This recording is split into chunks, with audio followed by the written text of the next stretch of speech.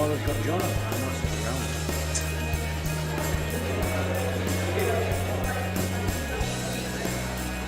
Then by power of production, yeah.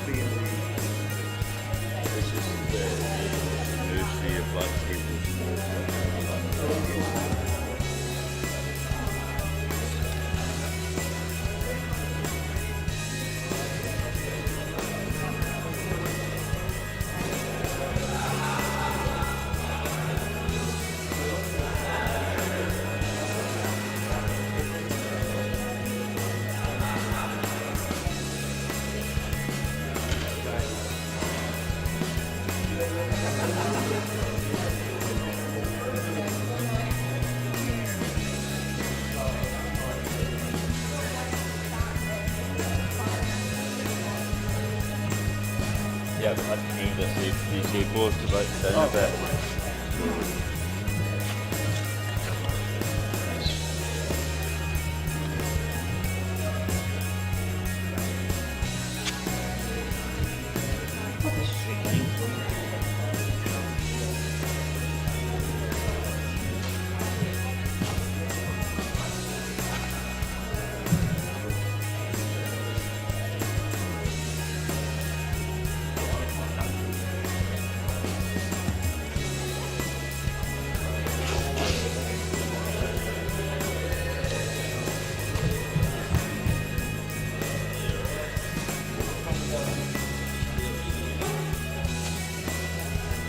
Yeah, I can do it.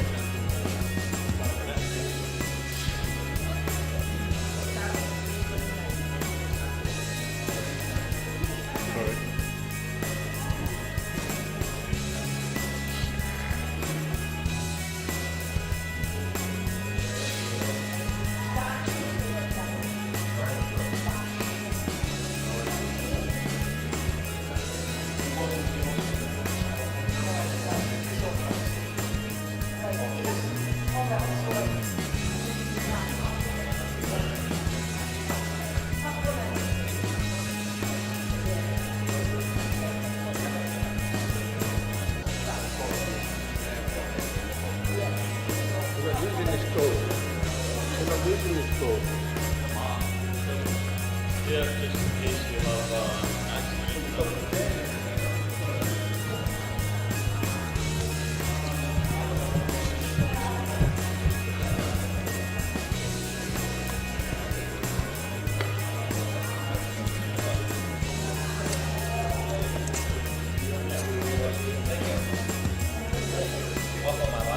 accident.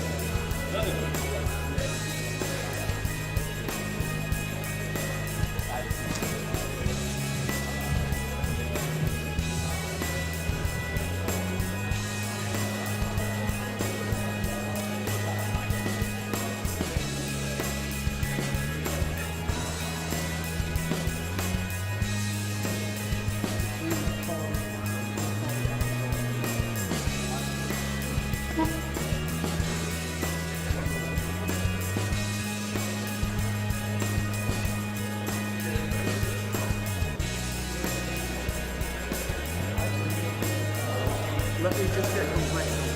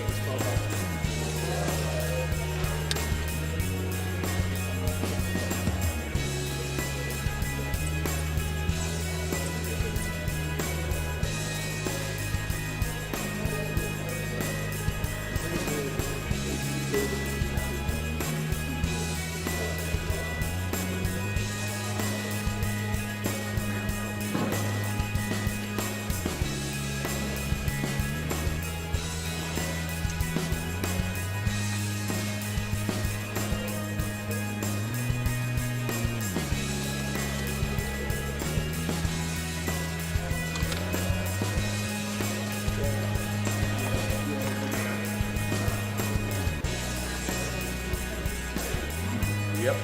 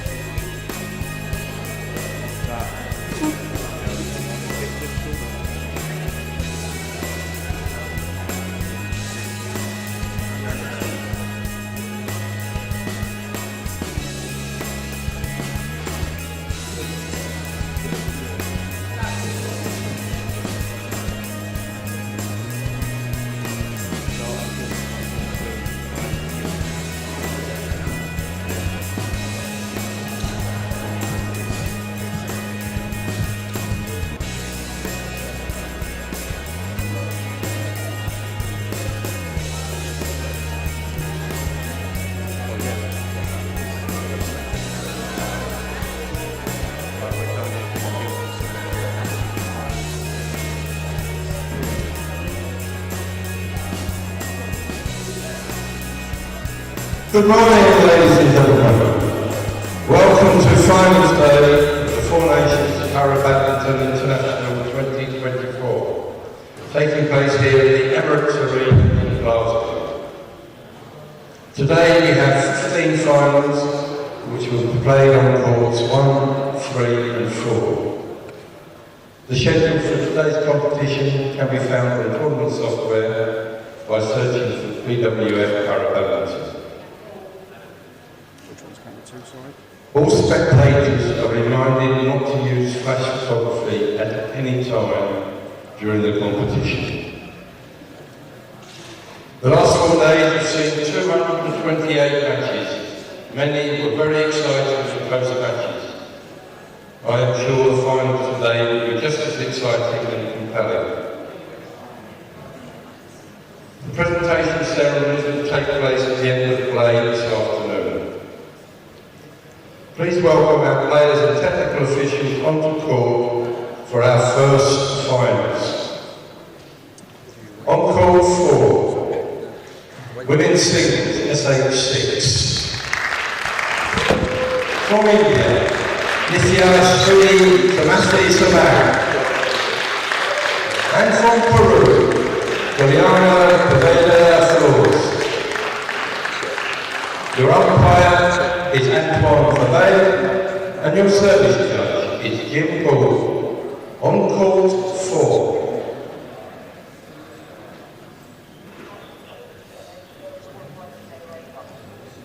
Yeah, that's it.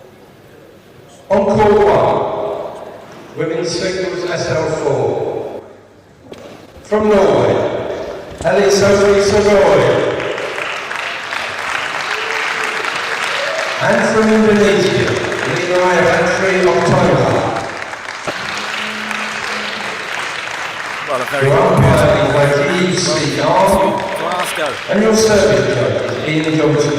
It's the third most populous city in the UK, the most populous in Scotland, and we're here for another Four Nations Para Badminton International. Crucially, the last big one, so to speak, before the Paralympic Games coming up this summer.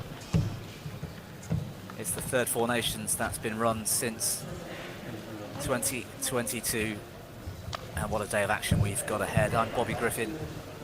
I'm joined today by a good friend of mine to help me talk through all of the matches on court 1, the standing court, which kicks off in a few moments with women's singles in the SL4 class. It's the second of 3 standing classes in which players have a lesser impairment compared to SL3, who play on a half court, where one or both limbs are affecting walking and running balance.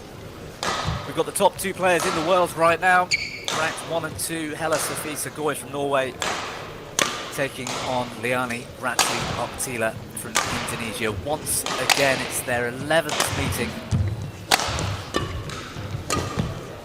Liani, the Indonesian, with a heavy 9-1 lead in that head-to-head. But their last 2 meetings went the distance, both going to a deciding game. And Liani took the last one in 2023 at the Australian International, 18 in the third. Prior to that, Helle had taken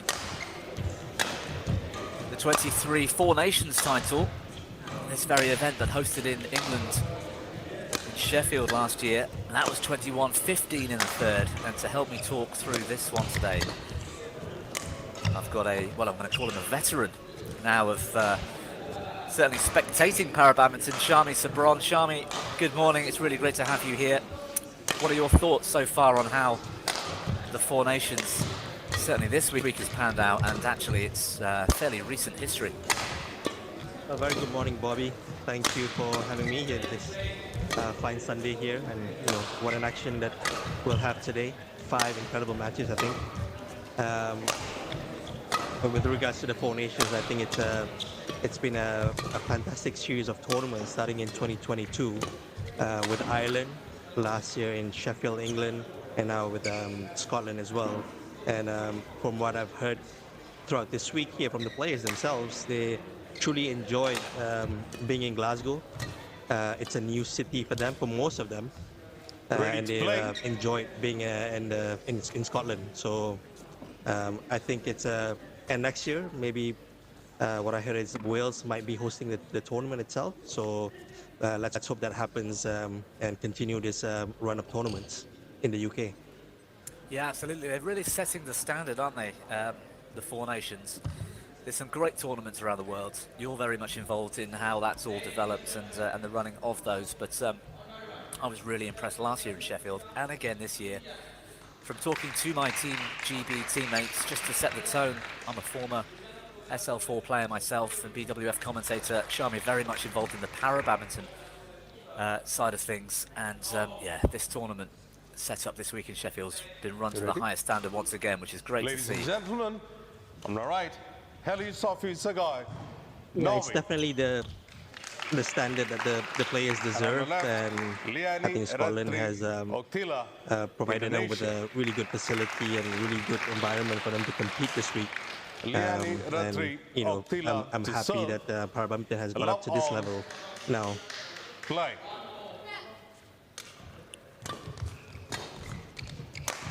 Yeah, me too. And things have changed slightly from my sort of heyday, if you like. It's amazing to see the development, like you say, the impact that the sport is receiving, if I can use that word, because I can't think of many negatives, but the impact that the Paralympics has had on para badminton is so dramatic, isn't it? Yes, definitely. Since in 2014 when we received news that we're going to be part of the Tokyo 2020 Paralympic Games, I think the investment, the resources put into developing the athletes and making them go to competitions and training, I think has increased so much that the performance of the athletes really shows. The level, the performance are just incredible nowadays. It's really interesting to watch. Yeah, it is. I mean, these top players are full-time athletes now, aren't they? They are in elite training programs. They're receiving all that kind of support, like strength and conditioning, physio, even lifestyle coaching, not to mention full-time training on court each day. I mean, I still work closely with the Team GB para badminton athletes. We've got Danny Bethel in the final, which we'll have in the next match. Let's just watch this, right? That's brilliant from Liani. Yeah, that's twice now that she's pushed it to the back while Hella's trying to move forward. So very good from Liani. She had loads of time after this smash to come in and just choose a spot on the court. Just talking about these two players then, we've got differences in physicality, in disability, so to speak. You can see Hella Sagoy's use of the prosthetic on the right leg. Congenital, she was born without that right foot, whereas Liani suffering that road accident when she was much younger, and that's affecting her walking and running balance. She's got a shorter limb. They took some bone out, so to speak. There's quite a difference in physicalities amongst the different sport classes. We're going to see that through the day. A prime example is in the SL3 coming up next with Dan Bethel and Nitesh Kumar. You see that across the board now, but what I love is that you've got these two players playing at a similar level despite their very different in disabilities nowadays, and that can only be down to how much they put in off court to get themselves at a level where they can train at this level. Oh yeah, definitely. I think with Halle, and she's using prostheses to move around.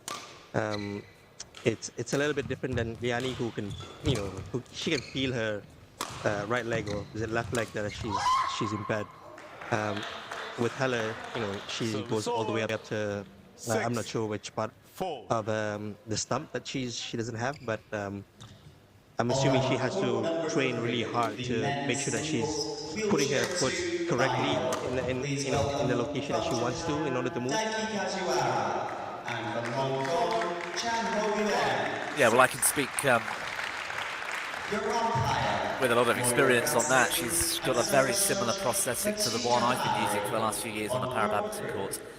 You can see where the residual limb comes down in front of the blade. That's pretty much the end of her residual limb, probably halfway down Scores are not being displayed. Follow the my shin score. bone.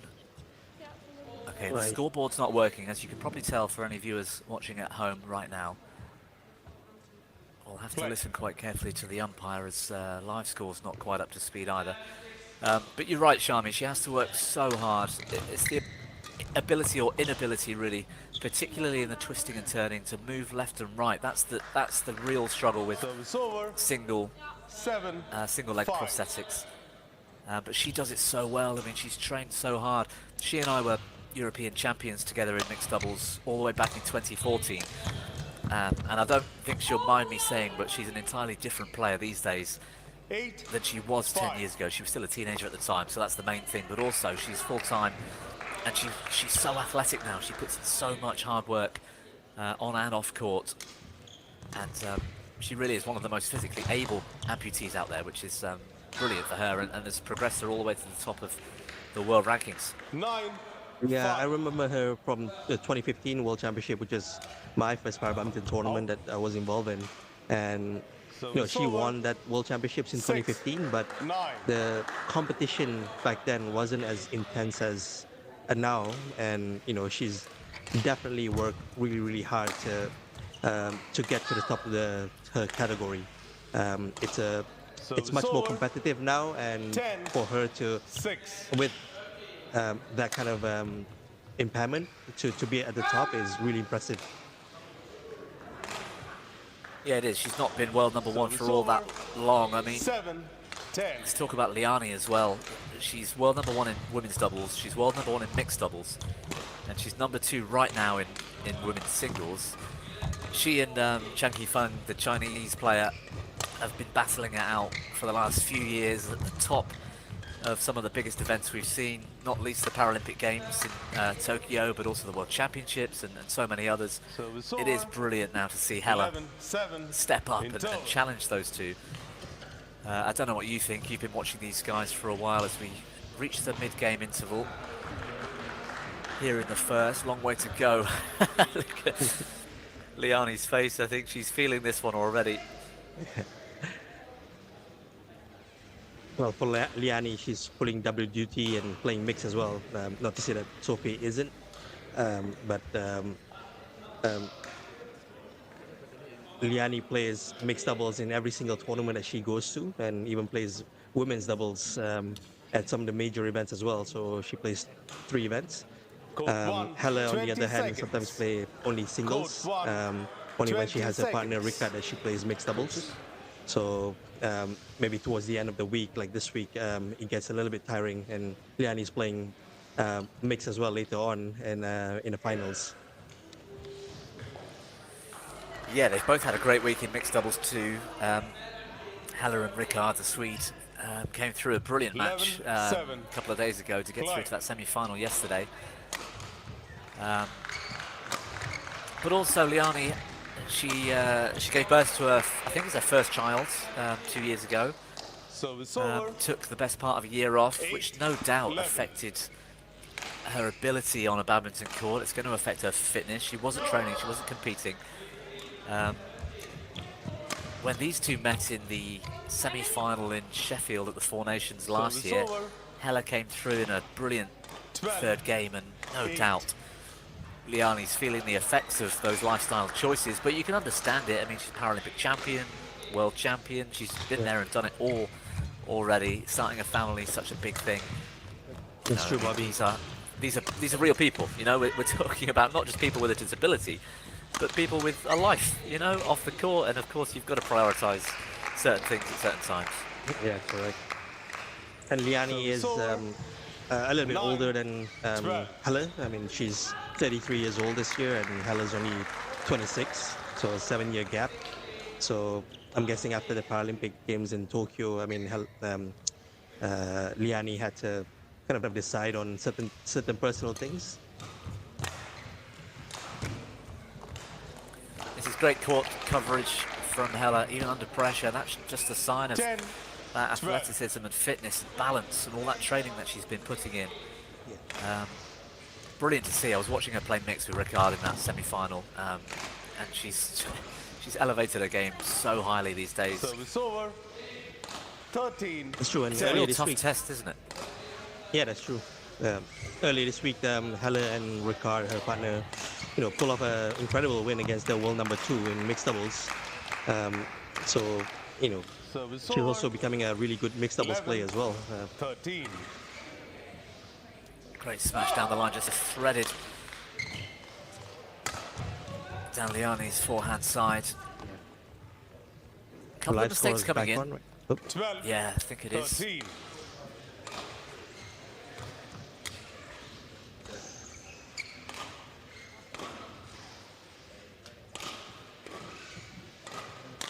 Quite tight here at 13-12.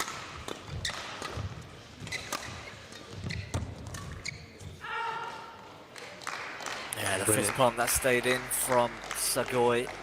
13 all.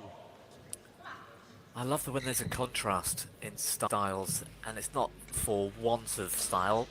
I'm sure Liani would like to be younger, would like to be fitter.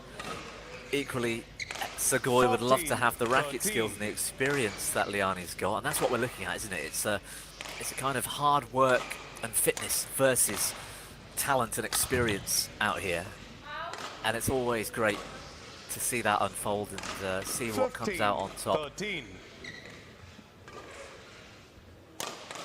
I was eagerly waiting to see which Liani Ratri Oktila would turn up today, or turn up this week. We've got the Paralympic Games just around the corner. 14, 15. Everybody's trying to peak for that, Shami, and whilst this event isn't affecting the qualifications going up to the Paralympic Games, that's finished now, as you well know, it does affect the world rankings.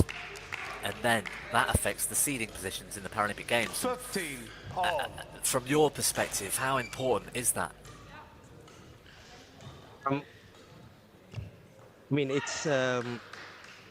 depends really. I mean, in this category, the SL4, there's going to be 3 seats, and right now with Helle as the world number 1, 16, I'm not sure how 15. much her world ranking is going to be affected after this tournament, should she win or lose this tournament.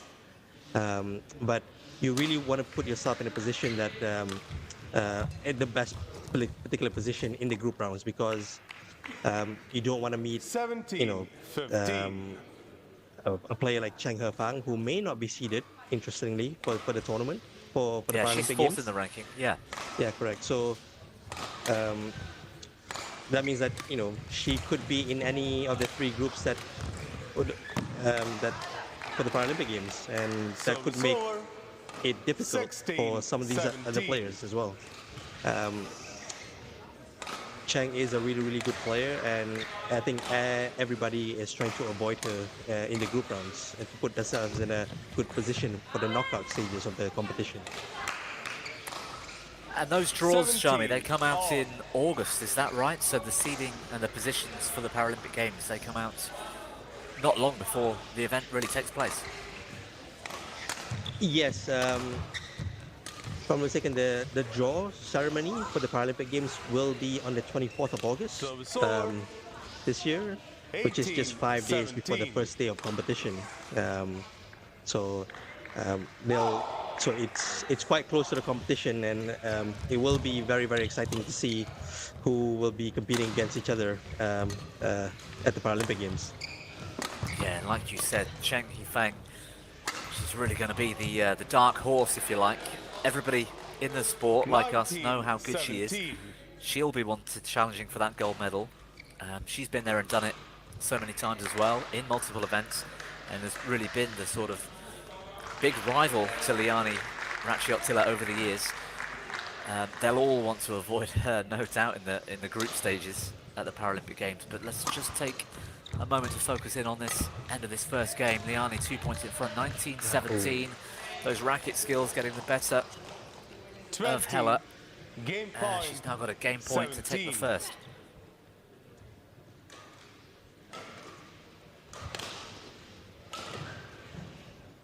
Hella still looking pretty calm though, composed.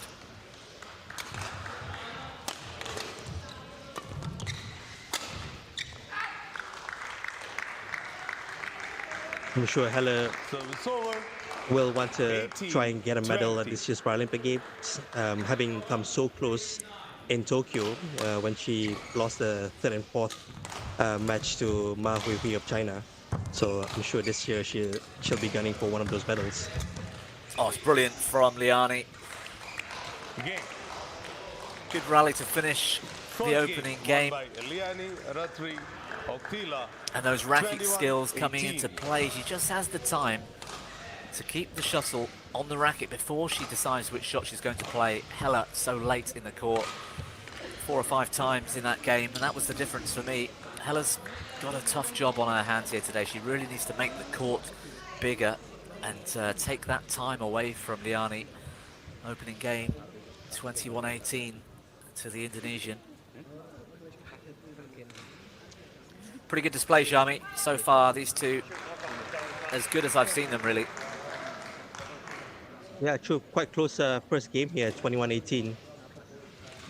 So I'm assuming that you know, Hella's gonna be, you know, trying her best here to go to 3 games and, you know, make it as close as possible.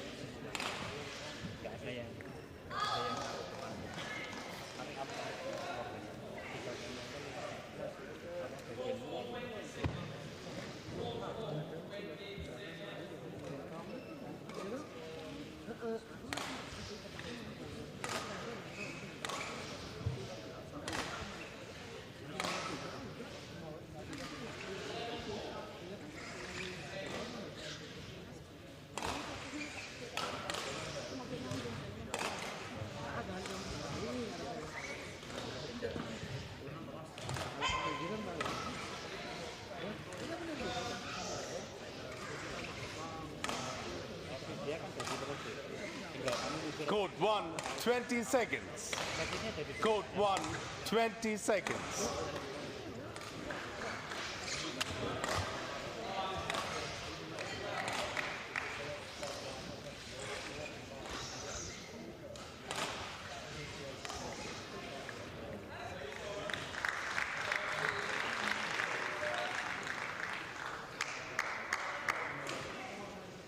Second game, love all, play.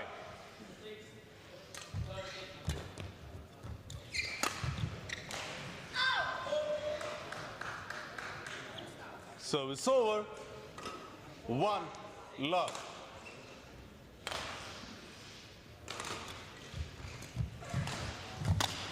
That's a wonderful shot from Liani. Deceptive forehand Service cross net over. as we 1 see the second all. game get underway, 1-1, with Oktila taking the first. It was a good start to the match from both players. I think Liani will be quite satisfied so far. I think Hella's probably looking like the more physical player, Shami, but those racket skills from Liani Service are still over. there, and if she's given that time on the shuttle, she's so dangerous. That's true. I mean, she's won 2-1. quite a fair bit of point there on her racket skills. Just all these trick shots that she's making.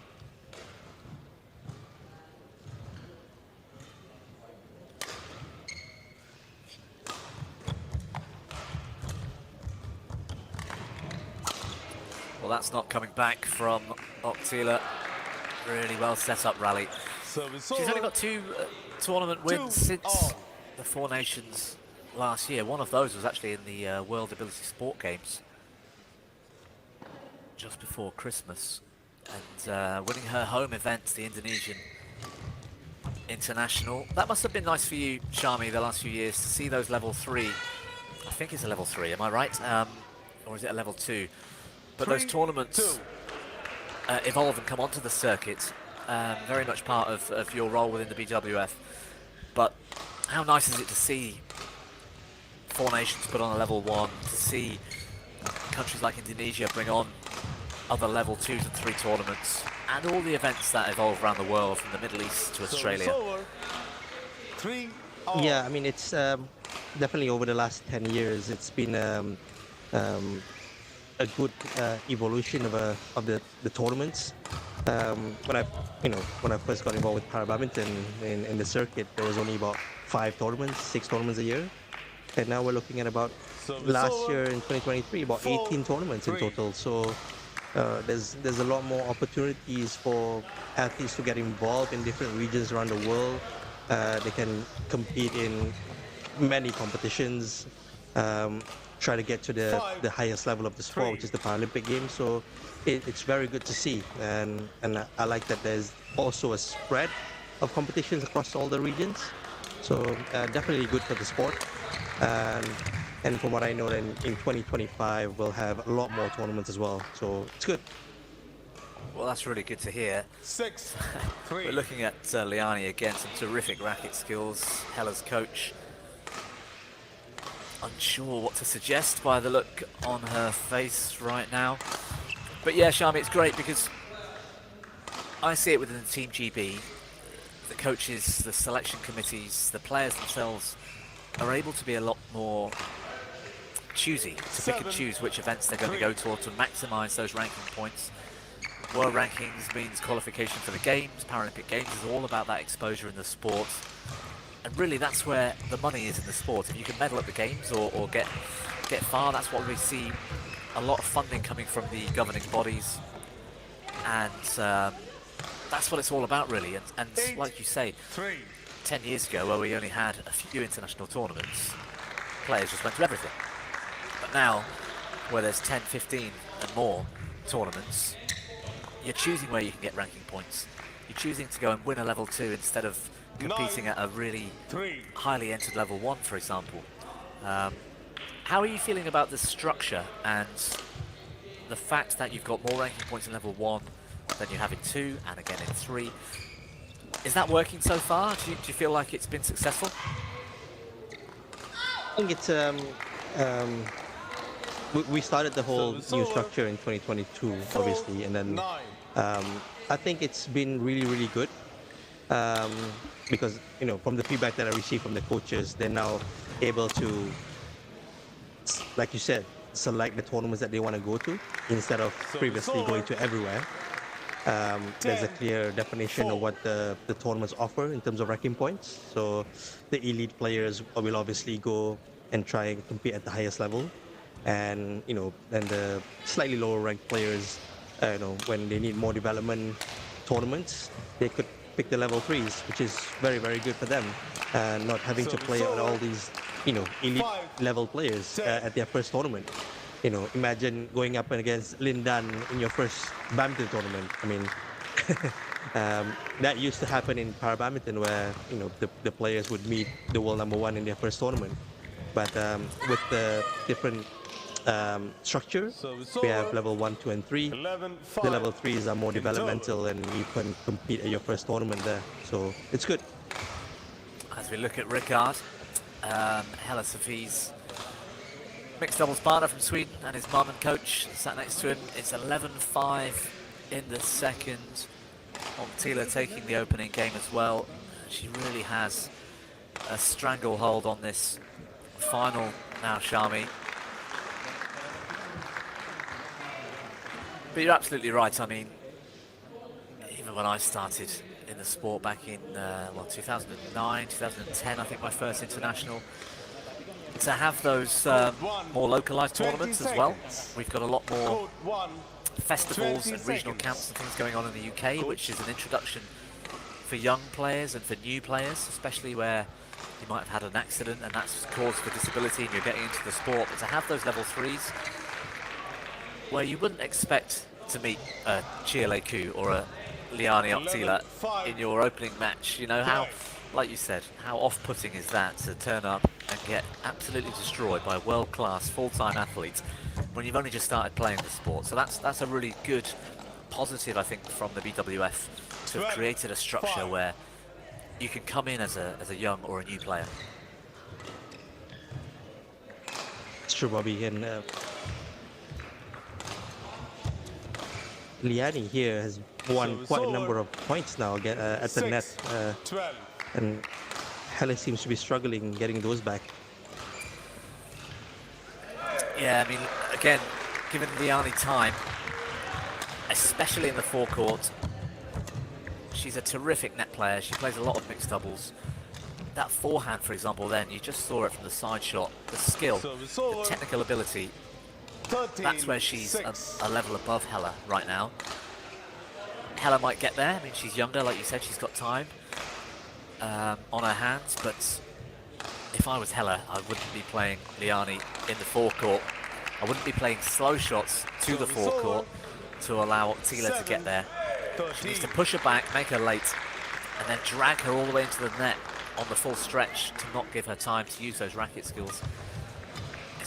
It's a test for Helle, it really is.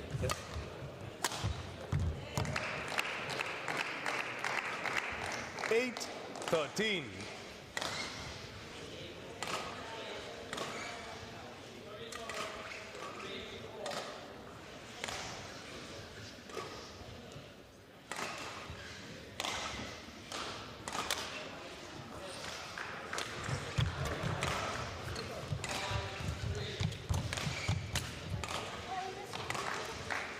Getting quite a lot of sideways shots of Oktila, just a chance for us all to evaluate those racket skills.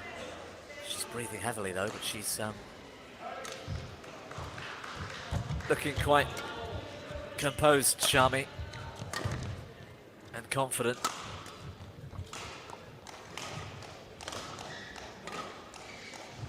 Well, it's a 7-point gap now. Only 6 more points to go here.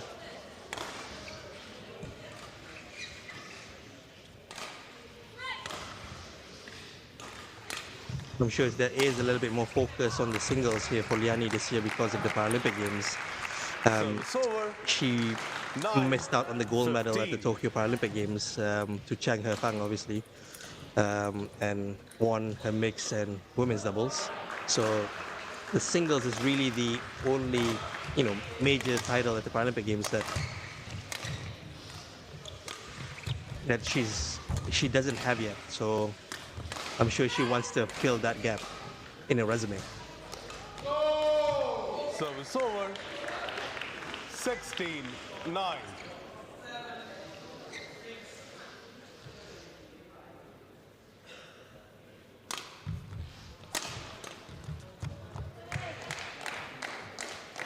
Service over.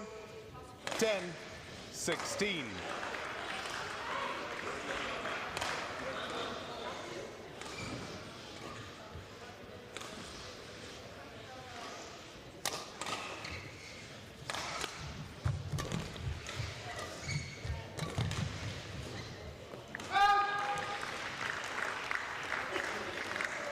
Service over.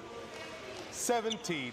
Well, Liani still maintaining that 7-point advantage late in the second. Time's running out for Helle, who can't afford to miss those kind of net shots. 18-10. It's turning out, Shami, to be unlike the last two meetings. And Liani starting to run away with this one.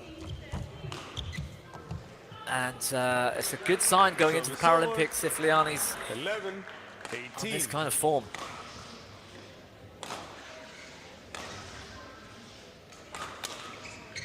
That's true, Bobby. I mean, like I said earlier, the singles is at the Paralympic Games is the only title that Liani doesn't have right now on her resume. So, and this year there won't be any women's doubles SL3 SU5 at the games like last time. So, she wants to make the most out of this. She's 33 years old, and not sure how many more Paralympic Games she'll be involved with.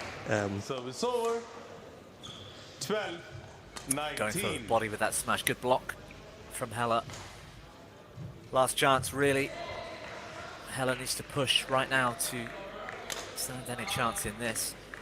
And like you say, Shami, she picked up 2 gold medals and a silver at the Paralympic Games. That's the most accomplished performance we've seen from a para badminton athlete. Match point here for Liani Ratrioktila.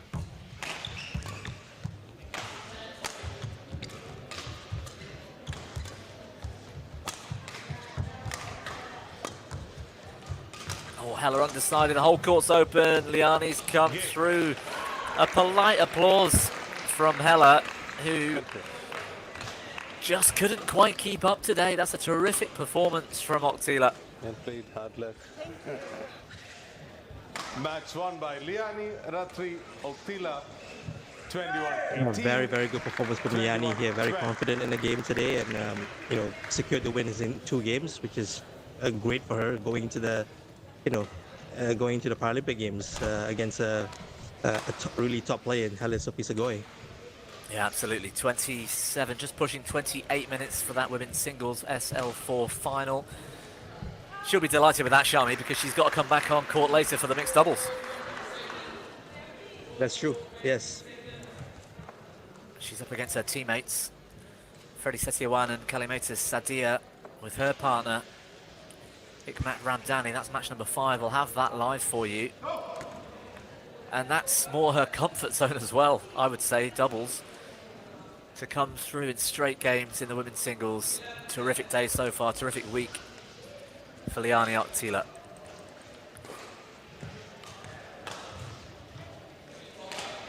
Well, don't go anywhere. We've got 4 more finals to come. SL3 men's singles coming up in a few moments' time. Danny Bethel taking on India's Kumar Nitesh in a few moments.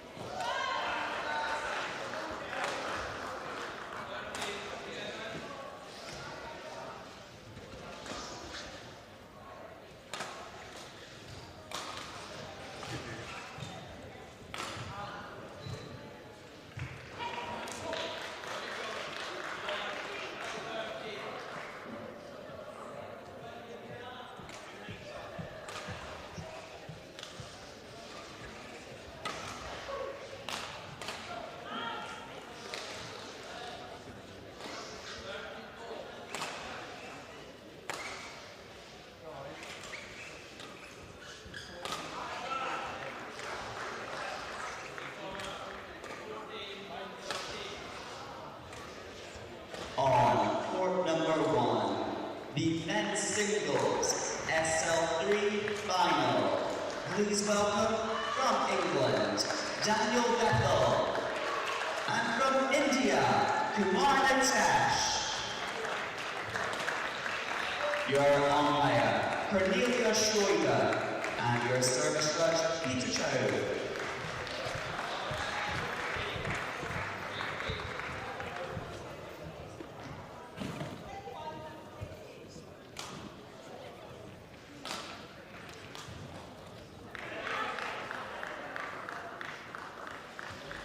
Well, thanks for being with us here in Glasgow, Scotland for finals day at the 4 Nations Para Badminton International 2024. Terrific performance from Liani Ratri Oktila coming through against Hela Sagoy in straight games in the previous match, SL4 women's singles that was. We turn our attention to SL3 men's singles. SL3 describing players with impairment in one or both of their lower limbs, typically with poor walking and or running balance. England's Daniel Bethel, star really of the Team GB Para Badminton squad, looking towards Paris Paralympic Games in, well, a matter of weeks now. World number 1, he's going up against India's Kumar Nitesh in this final.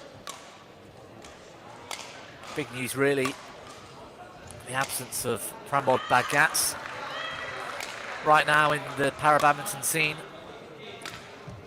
but a very well deserved place in this final for Nitesh, who's world number 3 at the moment. Shami, we mentioned it earlier, we've got 2 very different disabilities on show here.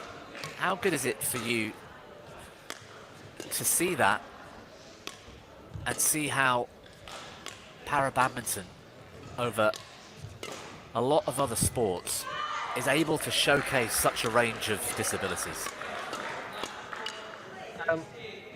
I think it's very good because the SL4 and SL3 are two very different, categories really. The SL3 is, playing on half-court singles, while the SL4 has a bit better mobility that allows them to play on full court. And if you're one of those people that has limited mobility, there is a place for you in the sport itself to compete to the highest level competitively as well. So I think it's good. Yeah, I think it's great. We've got those 6 sport classes, of course, 2 wheelchair classes. Well, there's 7 actually. Short stature as well. SL3 on a half court. It's a real war of attrition, isn't it? SL3, particularly the men's singles. We see some of the longest rallies in the sport. We've seen matches go on for, I think my longest that I've witnessed in person was about 1 hour and 50 minutes. Ladies and gentlemen, on my right. Wow, that's very long, Bobby. I mean, I remember at the World Championships this year in Pattaya, Thailand, the longest match there was 100 minutes with the men's single SL3. And that was the longest match of the tournament. So it is really a battle when two really good players go at it. Yeah, and these two really are 2 of those really good players that you mentioned. Nitesh, for me, has got one of the best rackets in para badminton. There's a few players we could mention. Freddie Setiawan in SL4, Chiele Q in SU5. But his racket skills, that wrist strength, and the ability to choose those shots that he does,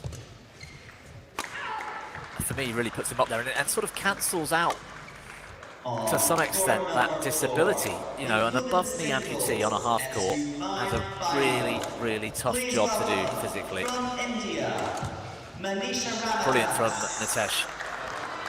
That's true, Bobby. I mean, his wrist strength, when he gets that slightly more difficult shot coming at him and he's able to twist and manipulate his wrist,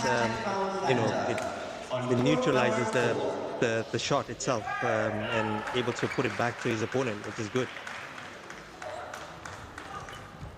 And the contrast to Daniel Bethel, who has cerebral palsy from birth. 1-all. He's ready for those long matches. He's one of the fittest guys out there. He's so strong, given his disability, and credit to everybody that's been involved in England and Team GB for, to some extent, creating the player that Daniel is now. I mean, I see him in the gym and it's incredible what he can do. That left leg alone, he can single leg press around 300 kilos. I mean, it's insane how strong the guy is. And his game style really has to be today to wear down Kumar Nitesh, who's no slouch himself. He's a fit guy. I mean, he has to be fit, Bobby, because while Daniel only plays singles, Nitesh regularly pulls in double duty and plays mixed doubles with his partner Tulasimati, an SU5 player. So for an SL3 player to play those long matches and add in a mixed doubles event as well, and sometimes a men's doubles event, I mean, that's incredible fitness from him. Yeah, it is, and they've got a huge strength in depth as well, haven't they, Shami? The Indian nation, particularly across SL3 and SL4, so many players. I mean, we were talking about the Indian nationals, if you want to call it that, and how many players they bring into those tournaments. It was well in the hundreds, wasn't it? I think there was over 100 just in SL3. 2, 3. I mean, And the last one. National championship is huge, Bobby. Well over 600-700 players sometimes. Wow. So which is good, because that shows the interest in para badminton that the nation of India has, and it's great. Yeah, it is a big pool of players to choose from, if you like, or to see the very best come to the top and perform. I mean, we've got Pramod Bhagat in this category, world champion, Paralympic champion. Those two results, both overcoming Daniel Bethel in the only two matches that Daniel has lost to Pramod in the last 3 years, pretty much. It just happened to be the big ones, you know, proving that when the pressure's on, it's not just about physicality, is it? It's also about your mental ability to not make mistakes, to come through against adversity. And Daniel this year with no Pramod Bhagat going into the Paralympics. He called it in, I corrected him. Correction out. Oh, the umpire's just correcting that shot, which looks to have gone out from Nitesh. Daniel's got to be clear favourite, Shami, hasn't he? Paralympic Games gold medal. He does have an 8-0 record here against Nitesh, and Nitesh is the biggest opponent that he has right now, and going into the Paralympic Games. So he has to be the clear favourite going into the games. And if you look at the record that Daniel has against all these other players, I mean, just this week alone, I mean, all of his opponents didn't manage to get 12 points out of him. So he's clearly dominating the SL3 category, Daniel. Yeah, he has been for some time now, world number one, and I think I agree with you, Shami. Nitesh, at the moment anyway, posing the only real threat to Bethel. Daniel working hard here, very close to Dan, my former men's doubles partner and somebody I see in, week out. And he's come out firing because I think he'll admit himself he's guilty of a slow start in some matches, allowing a few points to creep away. Doesn't seem to be the case today. 6-3 up against what I'm looking at, a very good looking Kumar Nitesh. He's both playing at their very best right now. I think for Nitesh, he do not want to let this get away from him, because it's going to be very, very hard to get back into the game once you've got, you know, 6-7 points lead, when Daniel has those leads. Yeah, Dan doesn't make that many mistakes unless he's really under pressure mentally. Yeah, that little noise, Daniel. 7-3. Of sort of verbal fist bump, so to speak. I recognise that. He's up for this. Daniel, And do you want to change it's the going to be shuttle? tough for Nitesh, whose best chance for me in this match is to have a good performance in the opening game. He really needs this first one. Coming back against Bethel isn't easy. 7-3. See James Boxall, Richard Morris in the background behind Bethel. Team GB coaching staff. And a poor decision from Nitesh, 8-3. letting that one drop on the back line.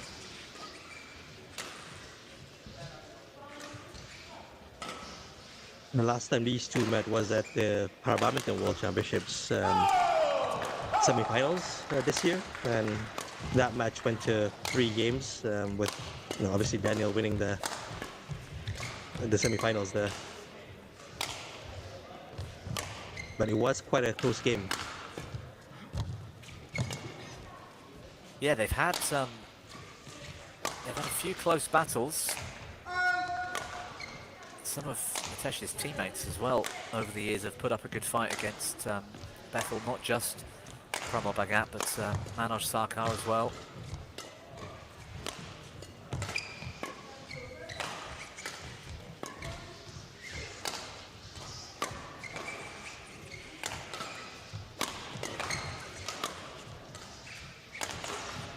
This is a good rally, Bobby. Nitesh looking calm. He's just got that racket skill, hasn't he? Just to be able to... Oof, Bethel's just gone wide. 4-8. Quick, very quick. Could hear the instructions from James Boxall behind. Couldn't see him, but I could hear him.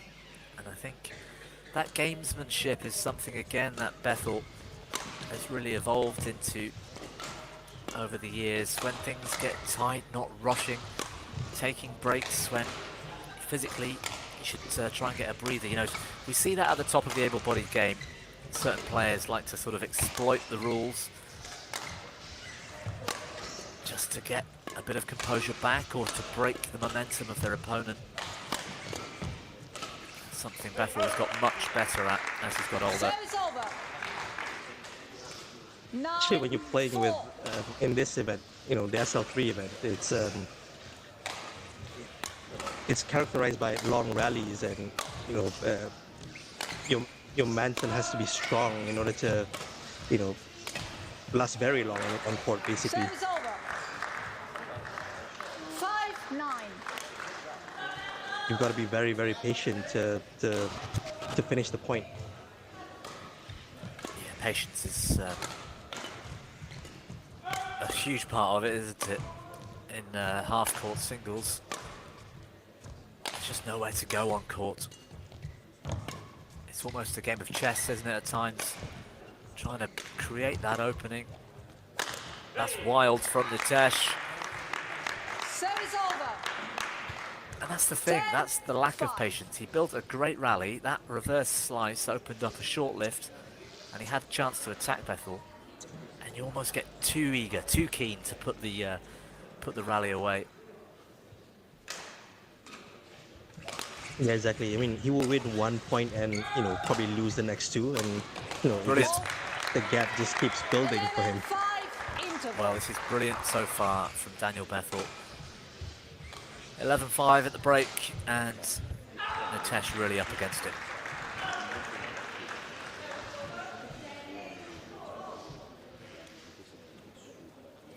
The feather. The feather.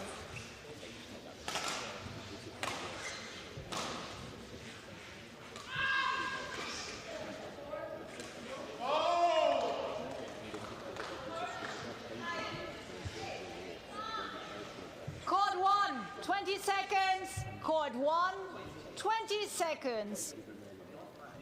Thank you, coach. Thank you.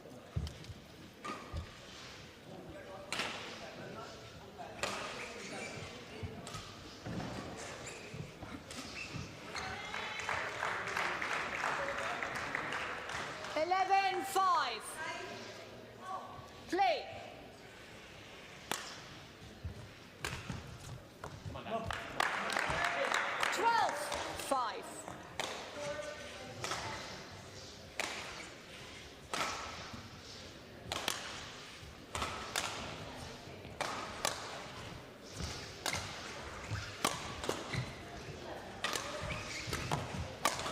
Bethel looking in full force.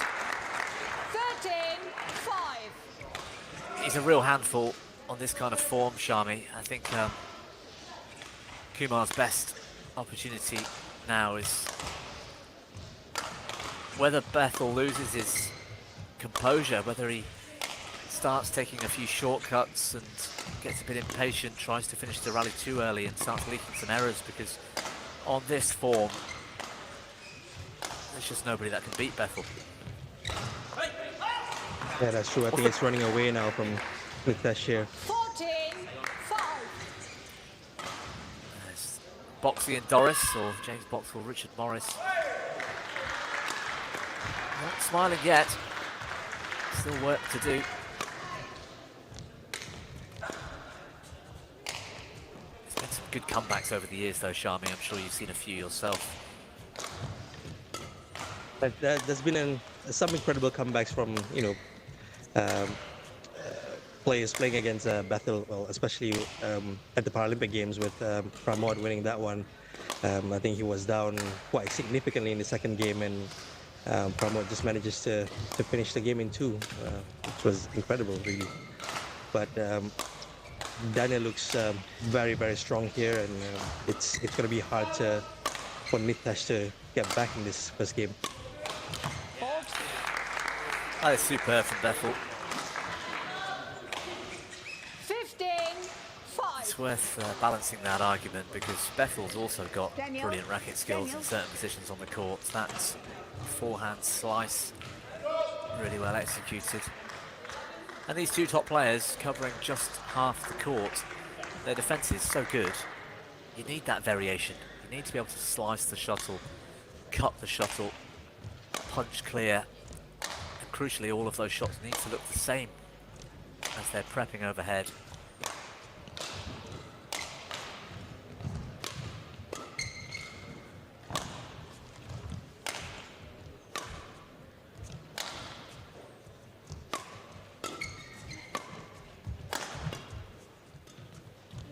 How amazing would it be, Bobby, for Daniel and England or Great Britain to get a medal at a gold medal at the Paralympic Games later this year? What would it mean to you as an Englishman? Oh, for me, that's the dream. I mean, I thought Bethel had it last time. It was a great fight from Pramod, and a slight mental breakdown. I think I can be honest about it. That Bethel didn't win that gold last time in Tokyo.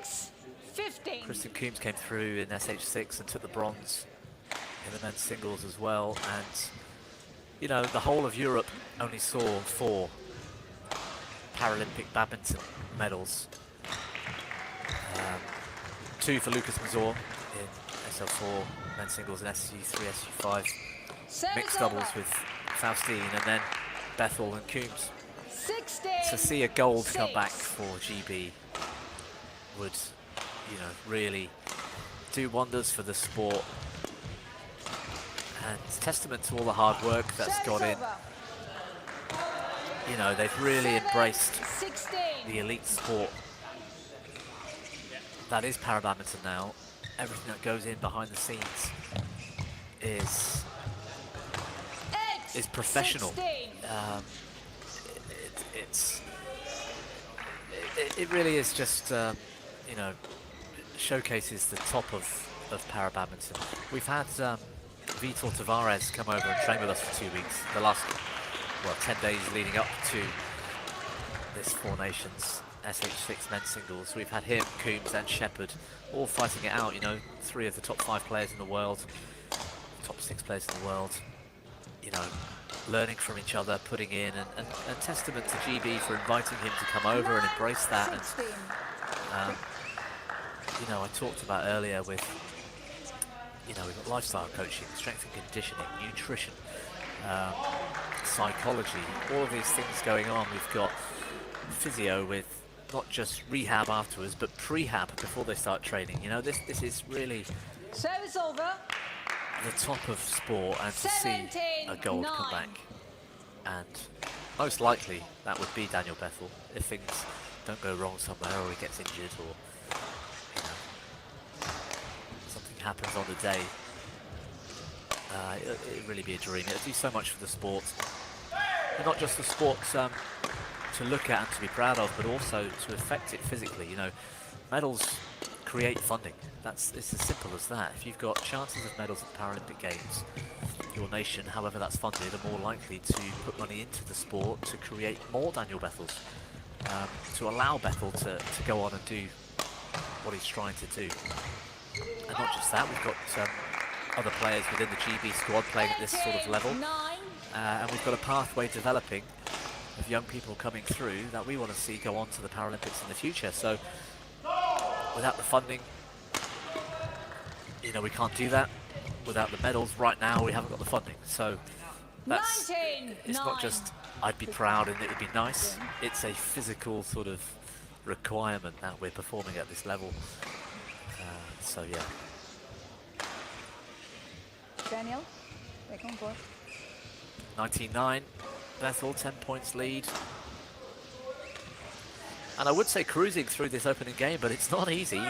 He's really had to come out of the blocks early, Bethel, and he's in top gear from the start of the match, which I think for GB. And do you think that's part of the game plan here, Bobby? That, you know, you come out and get those early points and try to maintain that lead all the way through, because it's such a difficult thing to get points in the SL3, because the rallies are so long.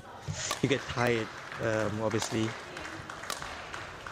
Yeah, I do agree that. I think it's very important to assert your presence on your opponent in SL3. Any kind of confidence for a player is crucial, and if your opponent's confident and playing freely and you can't find a way to break him or her down, you end up forcing things. You end up trying to hit it too hard, you end up going for that slice when you're off balance or out of position, and you make mistakes, you leak errors, and it becomes even easier for your opponent. So Bethel's been guilty over the years of not starting that strongly, particularly in the first half of the game. Today is very different because Nitesh isn't doing a whole lot wrong here. Just a couple of shots really, so is Bethel. Bethel's just playing and using that physicality, that advantage he has over Nitesh.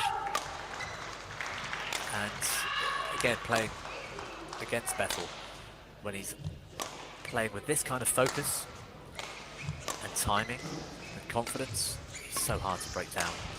Brilliant from Nitesh. Good rally to win. Service over. 10-19. Really good patience there for Nitesh, just playing it until he gets that one opening to smash it down the line. Daniel, back on court. Although you wonder what's going on in Nitesh's mind here, whether it's 19-10 now. Do you take it a little bit easy and just push everything back and try to win 1 point at a time? Or you try to rush it and try to get a quick point if you can, Service over. as I'm saying that. Yeah, that's 20. block into the Game net from point, Nitesh. 10. It's hard to say, it depends how you feel Thank and you. if you've got that physical capability to drag this out, drag a few points out of Bethel. I mean, it's important to get back into some kind of zone and to try and find a way to beat Bethel. And if you can do that now, even though he's going to lose his first game, Service over. it'd be very, very unlikely for him to come back and win the opening game when 11-20. Dan's on game points already. But just to get that confidence back and try and win, to start the second game more on an even keel, or perhaps feeling a lot more confident about your own abilities. I think there's a lot of value in that. If he's tired, I mean, he's just hit that one out the back. If he's tired, he might just want to allow this first game to go, get a break, and refresh, restart, and look towards the second. 21-11.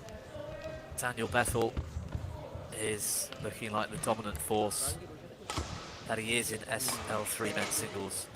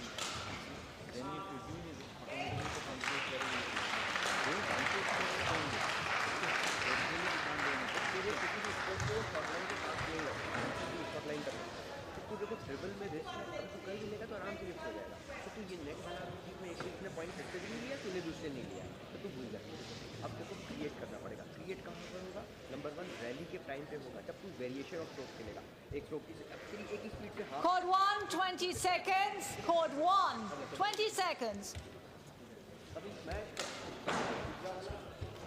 Thank you.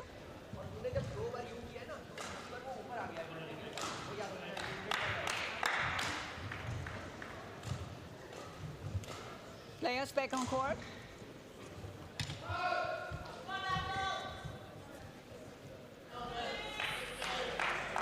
Well, you can hear the GB teammates, and they There's some of them. That's the support staff on the back row. Sally McGinn, Julie Smith, Amy Wesson, physio, psych and lifestyle, all there supporting. I could hear Rachel Chung. I could hear Jack Shepherd cheering Bethel on. There's Boxy Second game. and Rich. But what a year Daniel Bethel has had, Shami.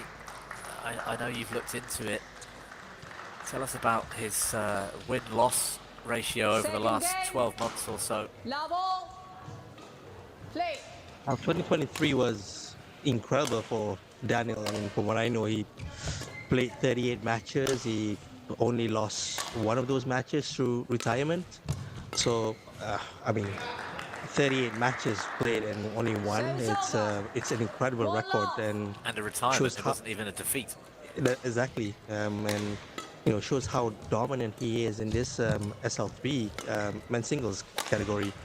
And this year alone, he's played 30 matches and he's had one walkover and one loss to promote at the Para Badminton World Championships final. So yeah, what a match to choose your only real defeat. You know, the final of the World Championships. That I can tell you something that breaks the heart of Daniel Bethel, who changes his racket mid-rally.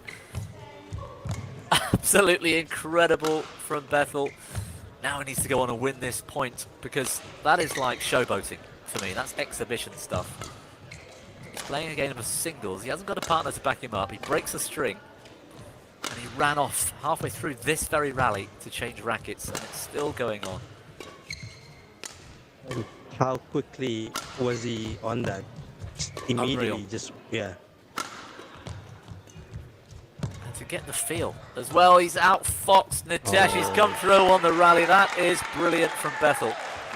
2-1. That needs to be on a highlight reel. I hope that someone cuts that out and Let's see if we get a edits it. replay of this. Yeah. We're just looking at Bethel change his towel down after the rally. But just the audacity, really. Most people would just play on with a broken string. It's possible. You lose your feel, you lose your touch, but you can choose to hit shots that are more neutral and hope your opponent breaks down. That's the sensible option. It's such a risk to run off Shami, surely. Exactly. I'm not sure if he knew his string was broken from the shot before that, or Yeah, he did. Okay. Absolutely, yeah. You could feel it instantly. You can hear the sound, and as a player, you know when a string's gone. You just feel it in the very next shot, even if you haven't heard it and seen it on that shot. But just to be able to, it's a game plan as well. He needs to give himself time to do it. So he had to set Nitesh in the net. He has to hit a high shot to the back to give himself time to run off and change rackets and come back. To then be able to execute that game plan and then go into a long rally and continue it and then win the rally. I mean, that is brilliant. I wonder what that does to Nitesh here, like not believing that he just lost that point. You can't even beat Bethel when Bethel's racket doesn't work. You know what I mean? I mean, that is special. The points he has won so far, though, Nitesh, have been really well earned. The 1 point on the board in his second game, he got Bethel into a mid-court driving position, which Bethel doesn't really want to be in against a player like Nitesh. Nitesh is too strong there, which is why Bethel's blocking to the front and going over the top of Nitesh. He doesn't want to drive in the middle, because that gives Nitesh a chance.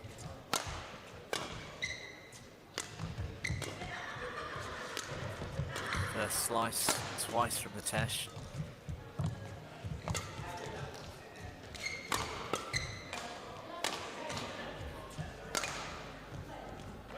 Yeah, another good rally for Bethel to win. 5-1. Just squeezing too tight, Nitesh, at the end. Rich looking quite relaxed.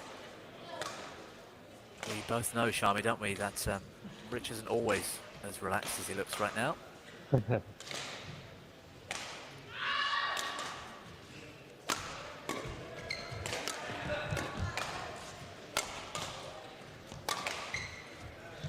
pretty sure Richard's feeling quite confident heading to the Paralympic Games with Bethel in this form. Yes, absolutely. He will be for sure. I know the medal target for GB is a little higher than that. Yes, a final for Bethel is the aim. Hopefully the gold. But also we've got some expectation on our SH6 players as well. To see Jack, who had that injury earlier this year, be able to compete this week. Jack Shepherd I'm talking about, in the form that he has done, was really impressive. And credit to him and the team for getting him ready for this week. I'm pretty sure it's going to be an exciting time for Nitesh as well, going into his first Paralympic Games in 2 events, the singles and the mixed doubles. Yeah, that is brilliant, isn't it? And not many of the men's single SL3 players, you know, can pull off 2 events due to the grueling nature of the SL3 singles event. Yeah, testament to Nitesh's fitness, and you know, they've got some strong SU5 females now, haven't they, in India? Brilliant from Bethel across the forehand side of Nitesh, difficult to defend. That'll build some confidence. You know, a clean winner from Bethel, hitting the floor and not just forcing an error out of your opponent. That's a real confidence booster. Yeah, so Nitesh, they've got, is it just the one mixed doubles pair going into SL3 SU5 mixed, or have they qualified in 2? I know they've got 3 SL4 men's singles players going, haven't they? Correct. From the male SL3 players, only one of them, which is Nitesh, is playing mixed doubles. The rest are SL4 and SU5s.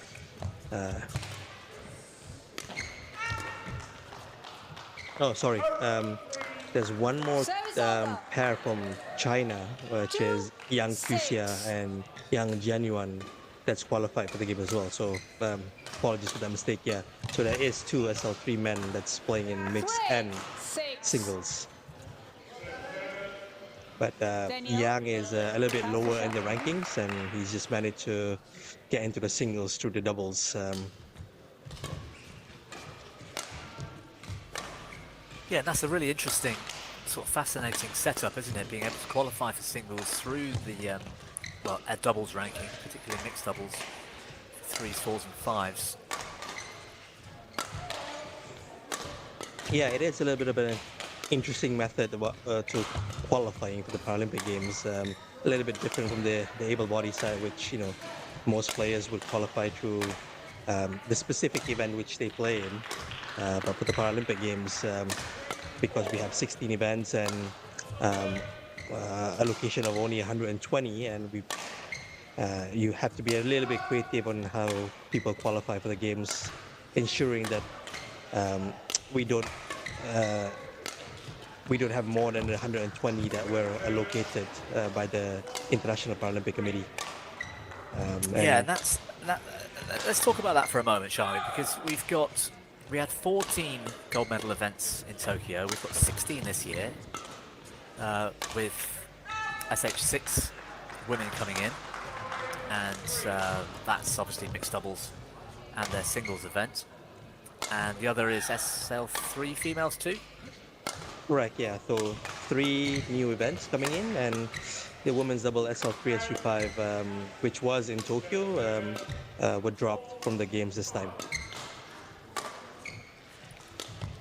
Yeah, that's right. So 3 in, 1 out. So right. 14 to 16. We've also got, like you said, 120 athletes going to the games maximum.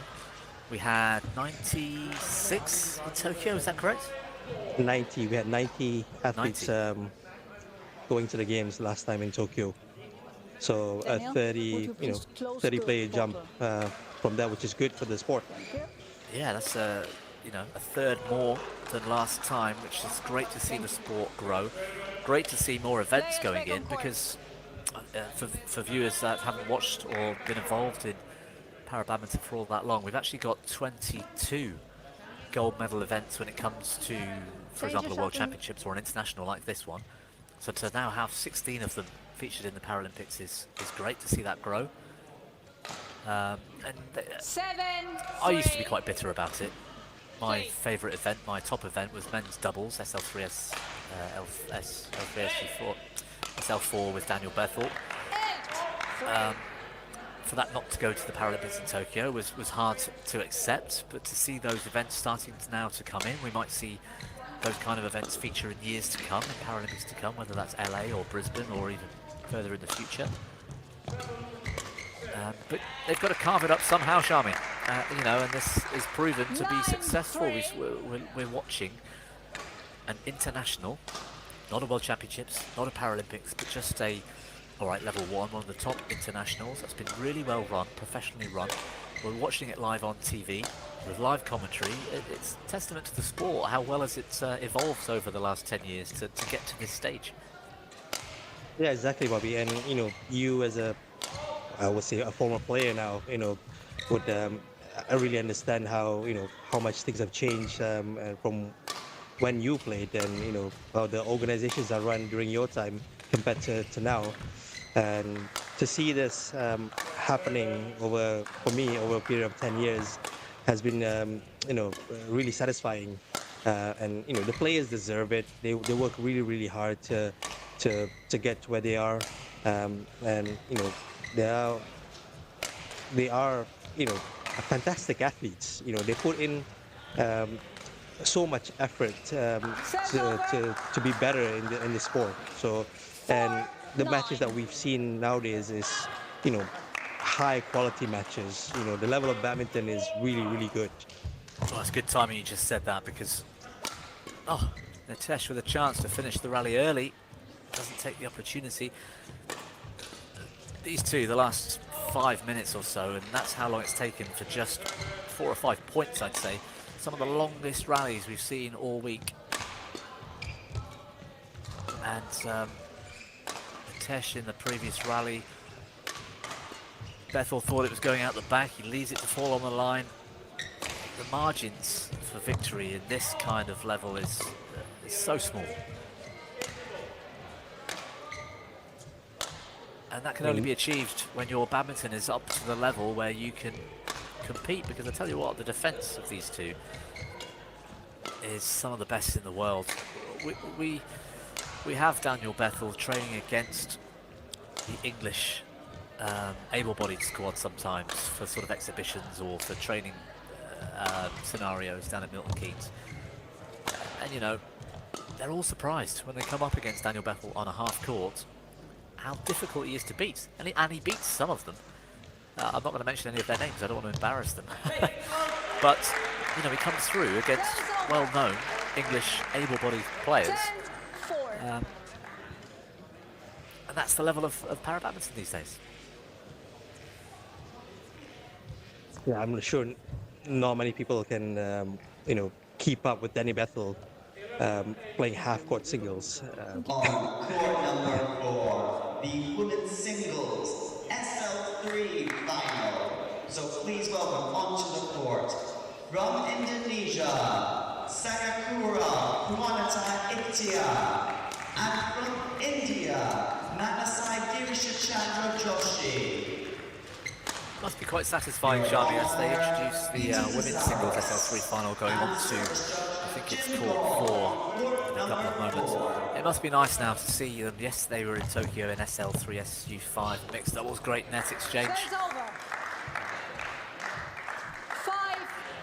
Tesh coming out on top, a wry smile from Bethel, who was beaten there. But yeah, it must be quite nice, Shami, to see those players have their own event in singles, and also to have the inclusion of SH6 females in this Paralympics, because they didn't get a chance to play last time. Yeah, correct, Bobby. I mean, it's nice to have all the 12 singles event at the games this time, which means that every single class, male and female, has the opportunity to compete at the Paralympic Games. You know, last time in Tokyo, there's no female SH6 players competing, so they missed out on that one. But this time around, they have that opportunity, and which is good. And over the last 2 years or so, we've seen really an increase in participation from this particular category, female SH6, and it's good for the development of sport. This is exactly what happened in 2017 and 2018 when we announced the events for the Tokyo Paralympic Games. the number of participation for SH6 back then just risen up so quickly over the next few years. So it's great. 11-6, the mid-game interval in the second. Bethel still in control, but Nitesh fighting so hard throughout this second game so far. Some of the longest rallies we've seen. And yeah, Sharmi, I totally agree. That kind of announcement, and it goes back to that sort of funding question and the opportunities for players to make the best out of the sport themselves. Not just the numbers going up, but also the standard has been going up. We go back to, let's say, the 2015 World Championships. Somebody like Rachel Chung was dominating the sport, 10 times world champion across singles and doubles. The announcement's made, it's in the Paralympics now. And now she's a full-time athlete, she's training hard, she's a much, much better player than she was a few years ago. And yet, she's not at the top in the rankings anymore. She's top 5 in both, in women's singles. They're still up there in mixed doubles, but you could argue that some of the other top mixed pairs haven't played all the events to keep their ranking as high. And they were undone yesterday in the semi-finals by an Indian pair. That was perhaps something of a surprise. So that just goes to show it's not just the numbers going up, but also the standard across the world is going up as well. Yeah, that's true, Bobby. I mean, the sport keeps finding all these new talents coming in each year, which is very good for the sport. In badminton, you find a male or a female player train them up. But in para badminton, you have to find a male and female, and in different classes. And sometimes you can find, certain players with like a perfect kind of type of player for different classes that sometimes can become a really good talent. And we've seen that over the years. Some players just come up out of nowhere and started competing competitively and winning tournaments out of nowhere, which is good. It keeps the sport interesting. Yeah, it really does, and it's one of the brutal aspects of para sport, not just para badminton, but all para sport, in that you've got different disabilities in the same sport class. We're looking at an above-knee amputee in Nitesh Kumar here against a sufferer of cerebral palsy in Daniel Bethel. Nitesh has got terrific racket skills, and yes, he's at the top of the game, but arguably we're absent Prabodh Bhagat, who would have been the likely top threat. There is a ideal body type, isn't there, for certain sport classes. It's no surprise, for example, in SU5, the Paralympic final in Tokyo was played by two men who both have use of their non-racket hand, for example, whereas they're playing up against players week in, week out in internationals that don't have an arm at all and can't use the hand. So the ability to be able to hold the shuttle on serve. 15-7. How many double amputees, which are in SL3 for example, get to the latter stages of these kind of tournaments? Very few. It's very difficult because physically they're not able to put in the amount of training hours and keep up like Nitesh can, which again, testament to an above-knee amputee. For me, he's one of my favourite para badminton players to watch because of what he's achieved as an amputee. I'm an amputee myself, below knee, and I know how hard that is. It's a soft spot for me.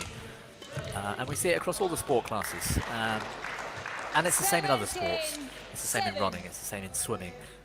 There are certain body types, to the extent where we're trying to search for players in GB and in England to progress our pathway and create new talent for the future. It would be very unlikely that we would put full investment into a young double amputee below the knee, for example. Colin Leslie was on court this week for Scotland, for example. So if people have been watching this week, they'll know who I'm talking about. Whereas you find somebody with the body type like Daniel Bethel, and let's say we found a 14-year-old that likes the sport, there's more opportunity for him because he can go all the way to the top. And it's a brutal part of the sport, not just badminton, not just para badminton, but all sport. I first had my accident, a road accident, when I was in my late 20s. I went to a sports development day to try different sports. I loved rowing and triathlon, but GB took one look at me and said, look, you're 5'8", you know, 1m73 in height, you weigh 60 kilos, you're 28 years old, not 18 years old. You're never going to be 100 kilos, you're never going to be 6'3". So, I'm sorry, but we can't take you on, and that's just the brutality of sport, isn't it? Exactly, Bobby. I mean, it's, you know, to get to the top, obviously, there's quite a bit of investment that needs to happen, and you know, if you're not able to.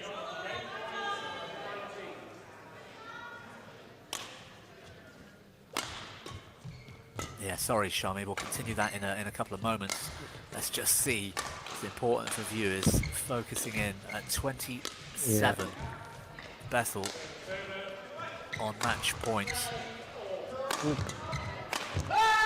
There it is, and the big cry from Bethel. She is in the stands. Tons of English, Scottish, and GB teammates, friends and family watching. That was a very convincing win from Bethel, Bobby. I mean, as you were talking there, you know, he just racked up all those points from the second half of that second game. So yeah, we got into a nice conversation, and suddenly the game ran away. An embrace with James Boxall and Richard Morris for Daniel Bethel. 21-7 in the second, Shami. For a moment early on in the second, Nitesh was putting up a hell of a fight, dragging the rallies out, making them long, but Bethel late on in the second just took control, didn't he?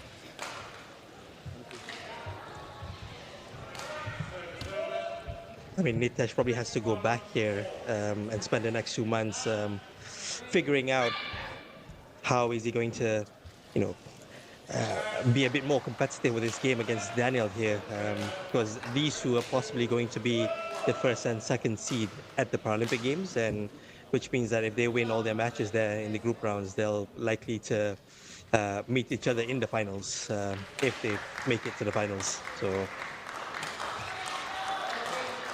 Yes, and the way the SL3 rankings and the lineup for the games is looking, I can't see Nitesh being undone in that route through to what will hopefully be for him that Paralympic final. The Ukrainian Shirkov, you've got the Japanese Fujihara, potential threats. Bethel, if it all goes to plan, should get through as well, so that would be a repeat of the SL3 men's singles final in the Paralympic Games in just a matter of weeks. Right, 2 finals down, we've got 3 more to come. Men's singles SU5, the legend of the sport from Malaysia, Chia Lei Koo, Paralympic champion, and so many times world champion in action once again. Feng Yanyu from Chinese Taipei, a threat. I know you've been watching in this week, Sharma. We've talked about it earlier in the week.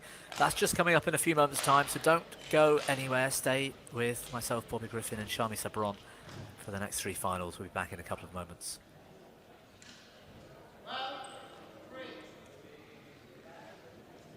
On court number 1, the men's singles SU5 final. Please welcome onto the court from Malaysia, Chia Lei Koo. And from Chinese Taipei, Fan Zhenyu. Your umpire, Shinius Alpin, and service judge, Carol Iriel. Court number 1.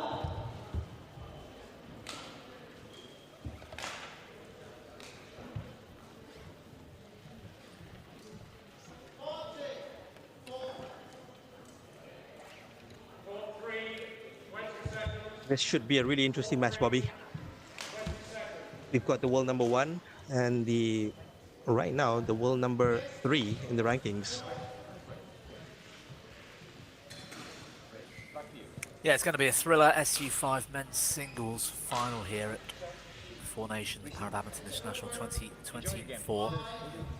Just very quickly, SU5 players in this class have an impairment to the upper limb, which could be on the playing or non-playing hand. more about that in a few moments. I think we can... Can't think of many players who've got the impairment on their playing hand, Charmy, but we can have a think about that as we let this match evolve. Let's have a quick word for Chia Leiku, your countryman. I hear that you're a big hero of his, actually. Is that right? Did I read that somewhere? I don't think I've heard that one before, Bobby. I'd be surprised if I was. But Deva Amrimusti, world number 2, not featuring in this final. That was who Chia had to overcome to take the Paralympics gold in Tokyo 3 years ago. And at the time, that was quite a surprise for me. Deva was on the rise as we look at Seamus Halpin, our chair umpire for this match. What is it like in Malaysia? I don't think the rest of the world would be able to name a para-badminton player. If I talk to the average person on the street, in England, they probably couldn't name a badminton player, let alone a para-badminton player. But Chia's pretty well known, isn't he? Yes, Chia is definitely well known in Malaysia. He's won many awards. I mean, not to mention that he's active on social media, updating his fans on what he's doing. And every single time that Chia wins a tournament, and that is a lot. Last year alone, I think he was like on a 14 tournament winning run or something. And people know Chia.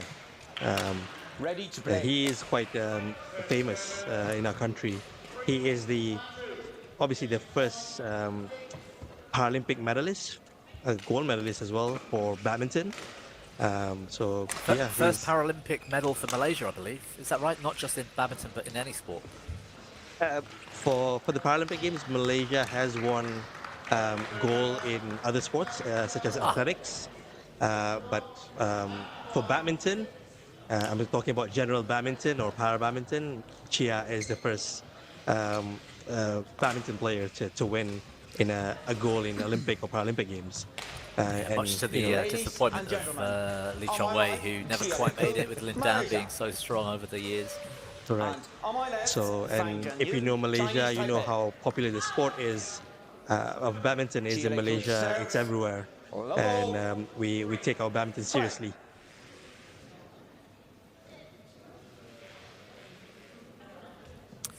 Well, 16th meeting, 1-6 between these two, Chia Leiku, with every single one of those victories. And I'm just trying to look back to find out if they've ever even gone the distance. I think once. 2020, the Peru Para-Badminton final that lasted 55 minutes. Chia came through 21-16 and third. Every other of the 14 meetings, Chia has won in straight games. That has been the dominance of the Malaysian. Yes, he's such a tough player to crack, isn't he, Bobby? So much experience in para-badminton, in regular badminton as well. I mean, sometimes he competes with regular badminton players in Malaysia. He's played Purple League, hasn't he? I mean, that's... yes. I'm quite friendly with Chia. He picked me up at my hotel last time I was commentating in Malaysia, and we went for lunch. As did you, by the way, so thank you for that. We go back a long way. Back in the day before it became such a professional sport, the man could put away the Guinness, I can tell you that. We had a night out in England once, which I won't go into much details. But he's very much the professional athlete over the last few years. The coaching staff in his corner even, I mean, we're not talking about average club level people, are we, Shami? I mean, we're talking about ex-professionals, ex-professional coaches, these guys are famous in themselves. Correct, Bobby. I mean, Chia does coach Goh Jin-wei as well. And Goh Jin-wei has made it to the Olympic Games this year. So yeah, former World Junior champion, years young, wasn't she? Amazing. World Junior champions and Youth Olympic champion as well. So, the coaching team behind Chia Leiku is very much a professional and really, really good, and keeping him in top shape. Because Chia is, he's 36 this year, and not the youngest of all the competitors out there in his category. So to be able to stay on top and play really well in every single tournament is, testament to what he's been doing the last, 4 or 5 years. Yeah, and a word on Fang Zhenyu. I mean, he's really... He goes about his business quite quietly for me. I think about SU5 men's singles, and the names that come to mind are Sudirman, Devan Ramusi, of course, Chia.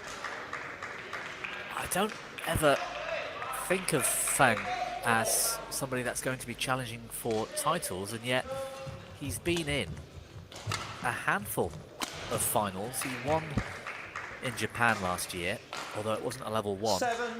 He's been in the final in Spain twice in 2 years, maybe even 3 times. He's been in the final of Thailand, he was in the final in Canada.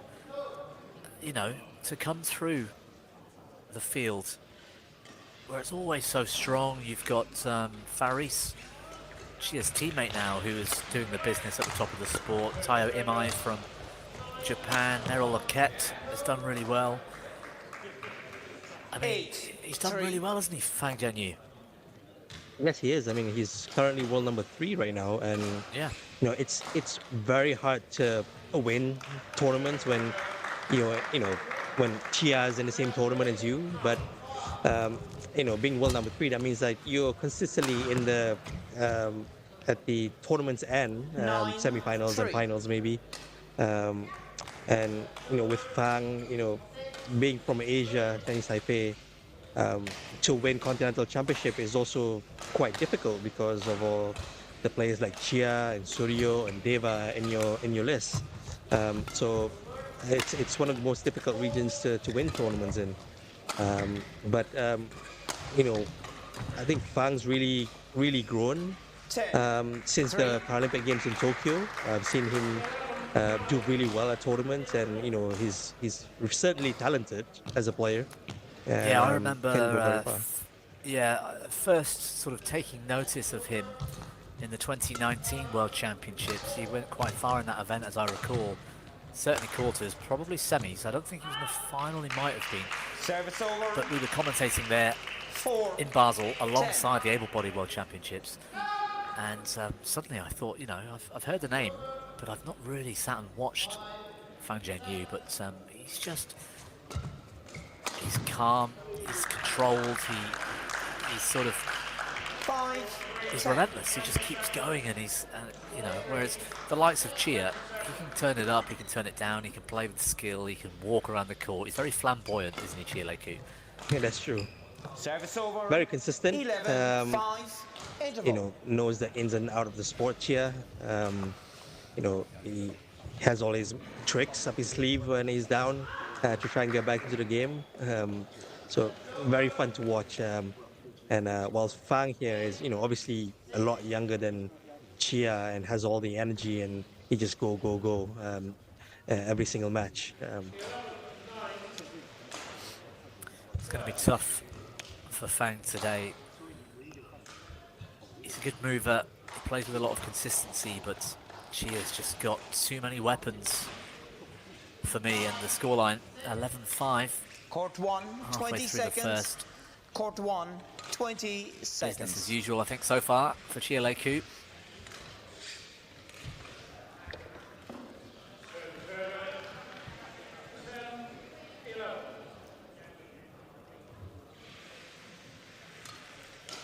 Eleven, 5. Play.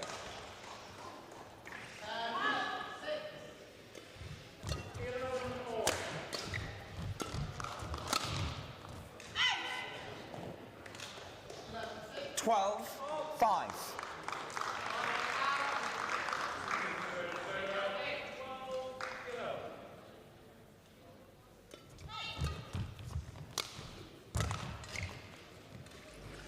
Thirteen, 5. Well, other than Chia Ku and David Amrimusi, I think they'll be the top 2 seeds, Shami, won't they, for going into the Paralympic Games. Fang at 3. I think those 3 positions should remain the same. Just looking at the world ranking points with Chia 10,000 ahead or so. There will be only 2 groups for the Paralympic Games in this SU5 category. Okay. So there's 8 players in total, so that means there's going to be 2 groups and 2 seeds. So it is really important for Chia, especially, and maybe Deva to keep that rankings, to keep their 1 and 2 rankings, so you know they don't try to not meet until the finals of the competition itself. Since yes, of course, I think that means they need to win all of their group matches though, so they don't end up second in the group going through, correct, and then meeting a top seed. Correct. When Deva did play at the 4 Nations this tournament, but I'm not sure if he was ill because he had a walkover after the first match. So I'm not sure how that would affect his world rankings. We'll see on Tuesday next week.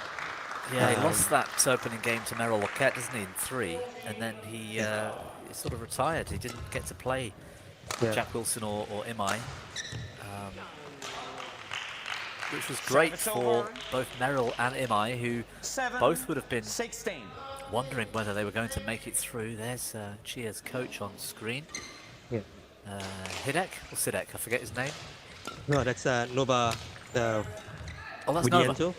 Yeah, that's Coach Nova from he's Indonesian. So he's been coaching Chia from I guess since before the Paralympic Games in Tokyo, maybe, or just after that.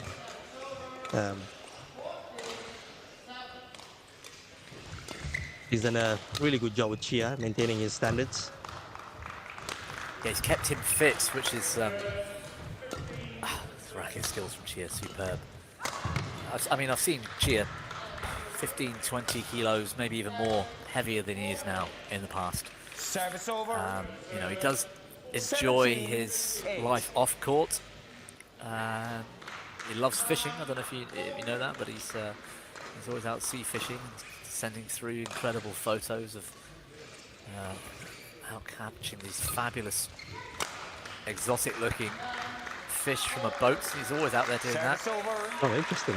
He likes his food and drink, 17. but you know, he's staying in great shape with the focus on the Paralympic Games.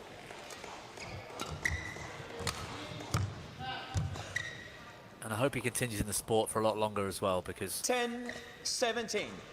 he can be controversial. He's definitely flamboyant on court, sometimes off court, but he's certainly one of the big characters around the sport, isn't he? Yeah, exactly. It's the way he plays the sport. It's certainly very good to watch. Very interesting. 17. And obviously he's played since he was young. Played with the regular badminton with Malaysian junior national team, if I'm not mistaken. Yeah, that's right. Service over. In fact, he was 11.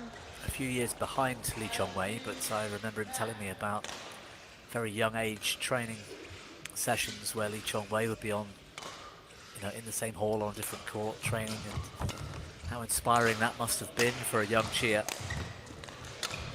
Disability or not, he's got 2 good legs and a fantastic racket arm. Look at that slice winner. 19-11.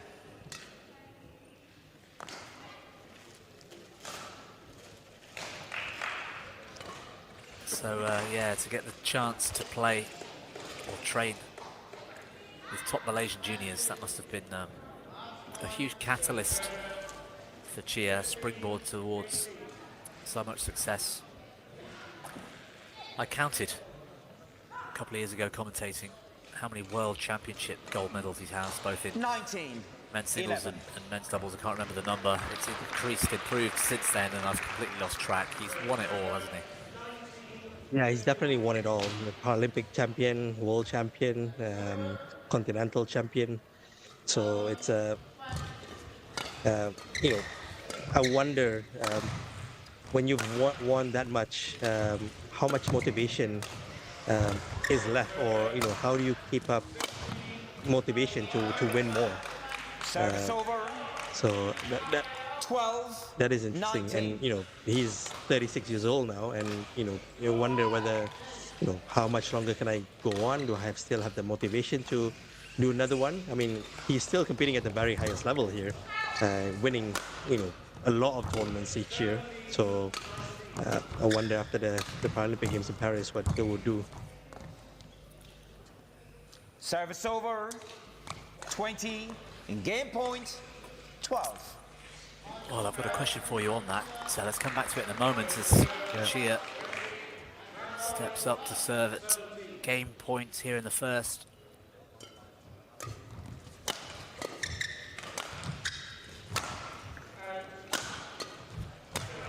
Oh, fabulous.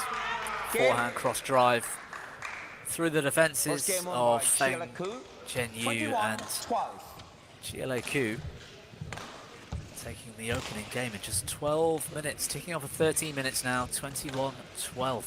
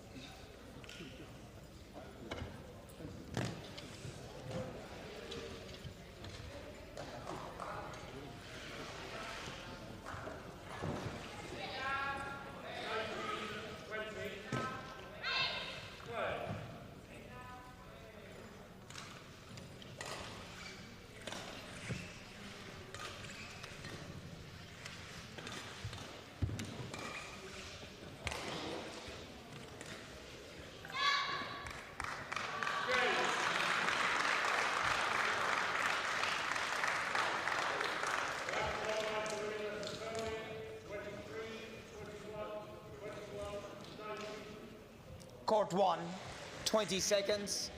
Court 1, 20 seconds.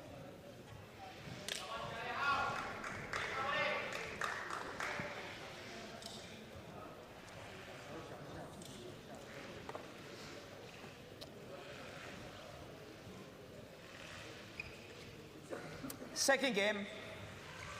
Love all. Play.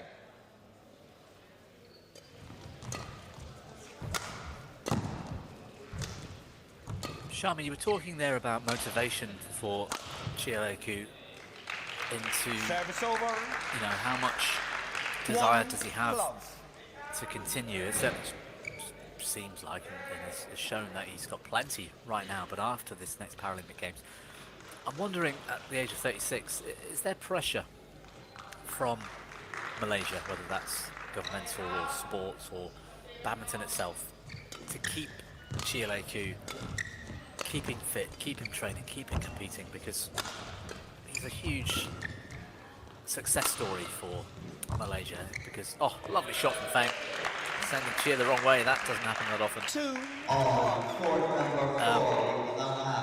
Yeah, I mean, does he get rewarded to keep this up? I mean, how does it work? I mean, he's a full-time athlete right now with the National Sports Council, if I'm not mistaken, here in Malaysia, and under contract with them. And I'm sure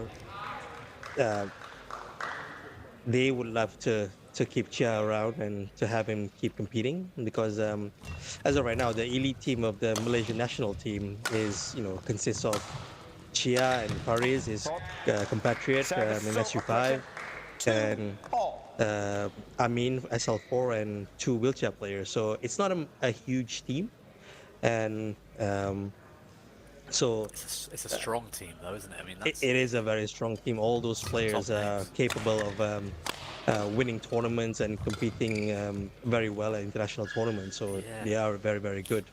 3, 2. So as of right now, obviously there's another SU5 players in Paris, and this is someone that maybe the National Sports Council has been looking at for quite some time now. He is younger, a lot younger than Chia, and yeah, can be equally as good as Chia. So it depends really. I mean, Chia can still compete.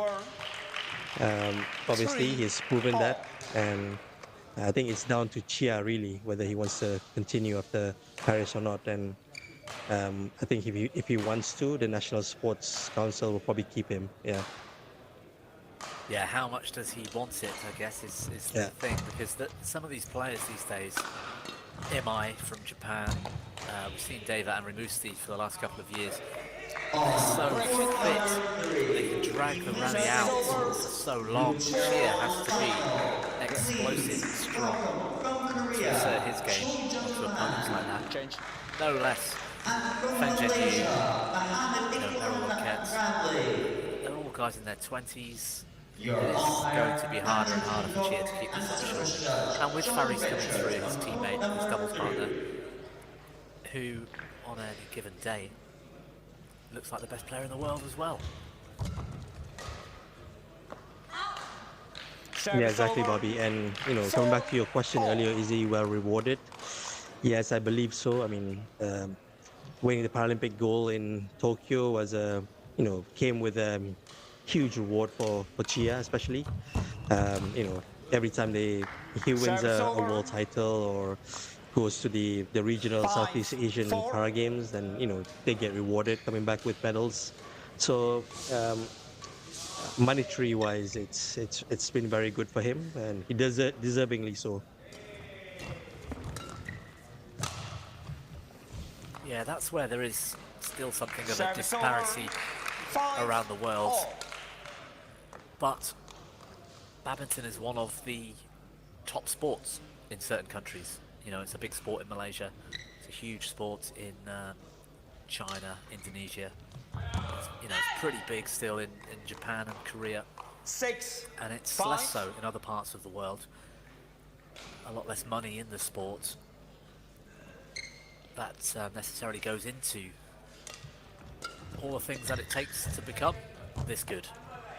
Not just the reward for doing well, but to create that player takes a lot of foundation, a lot of setup and structure. Kang here with probably his first lead of the game, I think, at 7-5.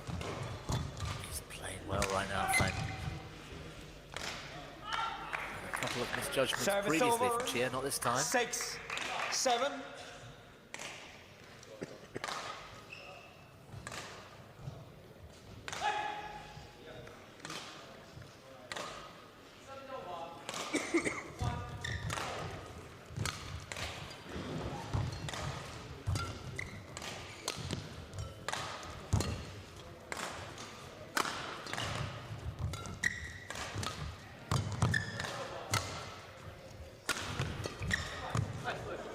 Lucky net cord, I think, from Fang. 8, 6. We talked about the dominance earlier of Daniel Bethel in SL3 men's singles. Chia's something similar, isn't he? He certainly has been over the years. He's being pressured more these days, but I'm just looking here at his tournament record over the last 2 years. So many tournament wins. Service over. Exactly, Bobby. Only a handful of times, he's not won. Well, there's only been a couple of times he's not made the final when it actually matters. I mean, he pulled out, well, he didn't pull out, but he lost surprisingly in Australia. But that was to his teammate Faris, and I have to ask myself whether there was some, politics going on there. First defeat to your countrymen, but we'll leave it at that. It's not for me to necessarily say. But he has been absolutely dominant, hasn't he? For over a decade. Oh! Did that go over? Service over. Did he pull that off? 9. I don't think so. No. I think That would have been fell his amazing. side. That would have been amazing. Yeah, exactly, Bobby. Chia has been just like Daniel Bethel. I mean, quite dominating in this men's single SU5 class. And this year alone, he's on a 32-match unbeaten run right now across singles and doubles, which is, again, incredible, right? So if he wins this match, it'll be 33 this year. So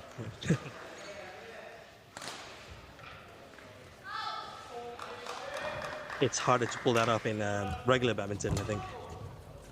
Yeah, I completely agree. I think Chia's giving his entire best efforts. Wow, brilliant. Service over. For this Paralympic gold again 8, 10. this year in Paris. I certainly haven't seen him take his foot off the gas. Maybe I'm speaking out of turn with that result in Australia. But to see him beat his teammate Faris now, Faris is only improving. This week here in Scotland, it was a surprise for me to see him lose to him. 9, 10. Yeah, I think over the second half of 2023 wasn't particularly dominating for Chia. I mean, still he goes on to the later stages of the tournament. But if you look at the record there, I mean, he lost to Deva at the Asian Para Games, and I think even in he didn't win in Dubai or towards the end of last year. So, but this year he came back with a vengeance and has won every single one of his matches. So, and obviously qualified for the Paralympic Games now. I'm sure he'll give it. He's giving his all right now. He's still so fast for a 36-year-old. So quick off the mark. That explosive first step. Really good smash from Pang there. 10. Yeah, it was. I thought Chia had out-rallied him earlier, but a good fight here in the second from Fang Zhenyu. 11-10 at the interval. It's taking its toll on the man from Chinese Taipei by the looks of things.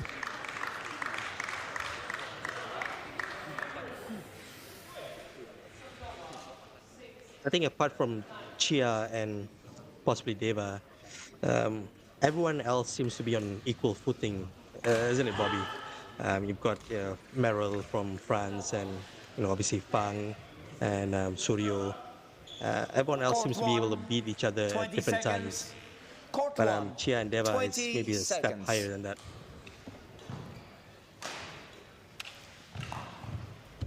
Yeah, I totally agree. And that step is a big step as well, because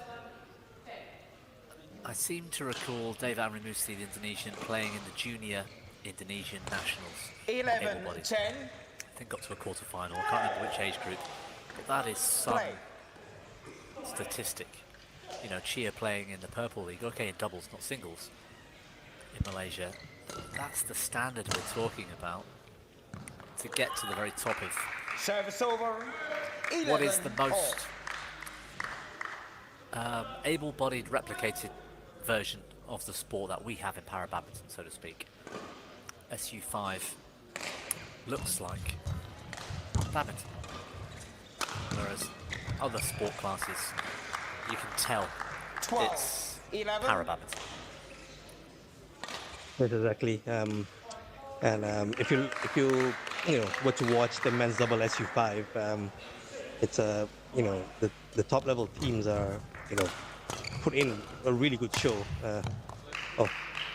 That's the second time now that Fang's won a point that way. Frustration for Chia. Nothing you can do about the net cord.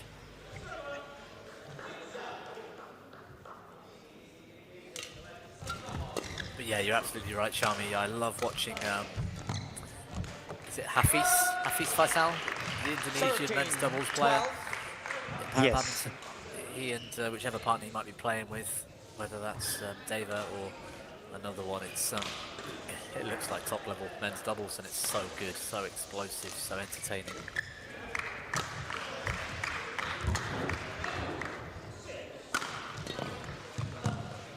Good smash from Chia. Got behind Service that over. really nicely. 13, all. To get off the floor, two-footed with the jump smash.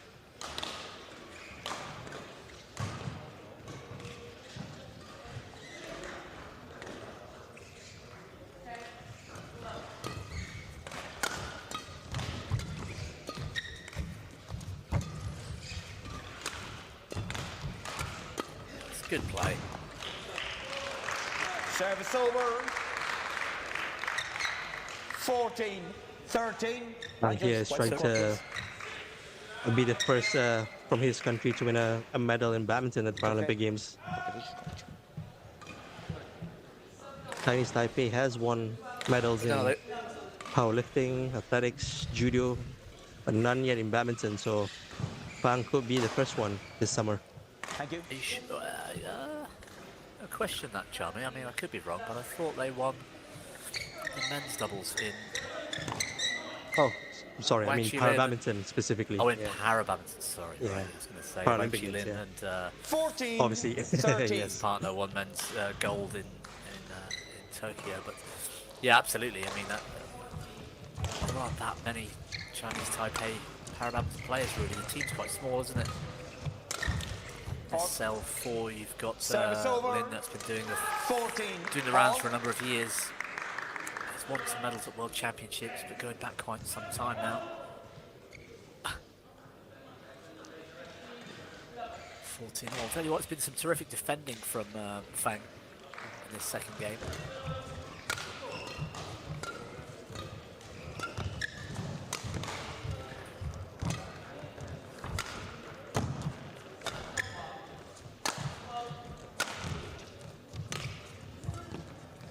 Brilliant rally.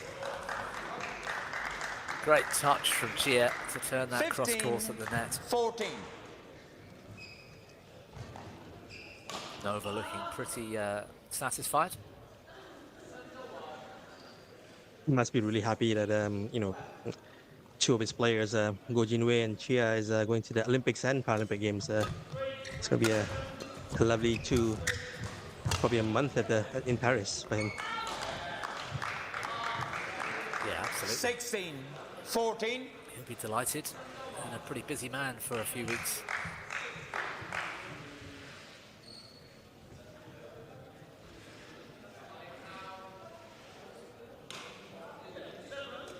Chia with a 2-point gap here now, after chasing Fang quite a bit.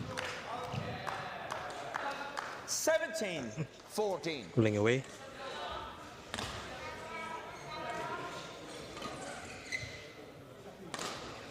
Well, if it's a game plan, she is executing really well, because this is the time to start asserting variation on serve as well with that flick.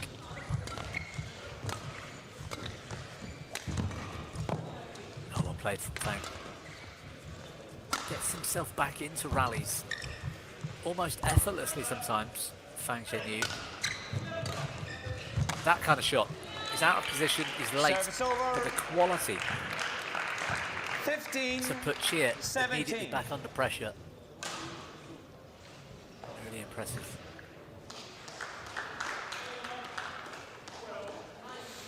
I do have some interesting news about Chia that I got this morning, Bobby. Okay. So in Malaysia, they've a studio has done a movie about him, Chia, and it will be released this summer. Next month, specifically on early July. So I hope it's about badminton, Shami. I'm not. Service over. it is about badminton. It's about Chia's life. Okay, good. Good, good. Yeah, and his journey towards winning the first Paralympic gold medal. That's superb. I've never watched any of the movies that have been made. There's famous from Saina Nehwal. I think PV Sindhu's had one. That's true. I'm not sure who else, but I've never... 16. Are they any good? Have you seen any of these? I have not seen any of the badminton one. Sad to say it, I haven't even seen the Lee Chong Wei Dare to Dream one, so probably should. But I am, being close to the sport here, I am quite excited to see Chia's movie. Yeah, I've read the book, the Lee Chong Wei book about his life story, but I've not seen the movie. I'd definitely like to take a look at Chia's movie. 17, 18. So I'm sure, in between his busy schedule the next 2 months, and he'll be excited to see that come out. I know that the premiere is on the 5th of July, which is also World Badminton Day. So that's exciting.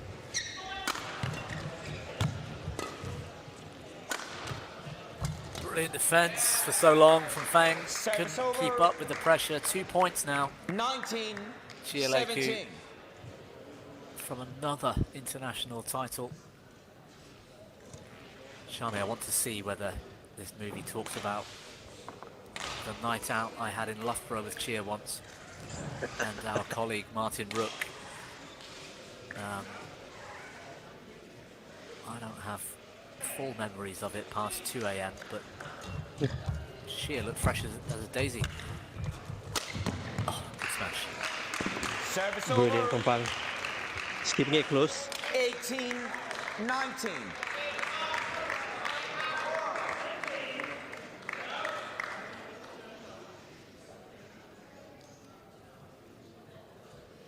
Play. Well, there's tons of pressure on Fang Zhenyu now, 18-19 down. And a game down.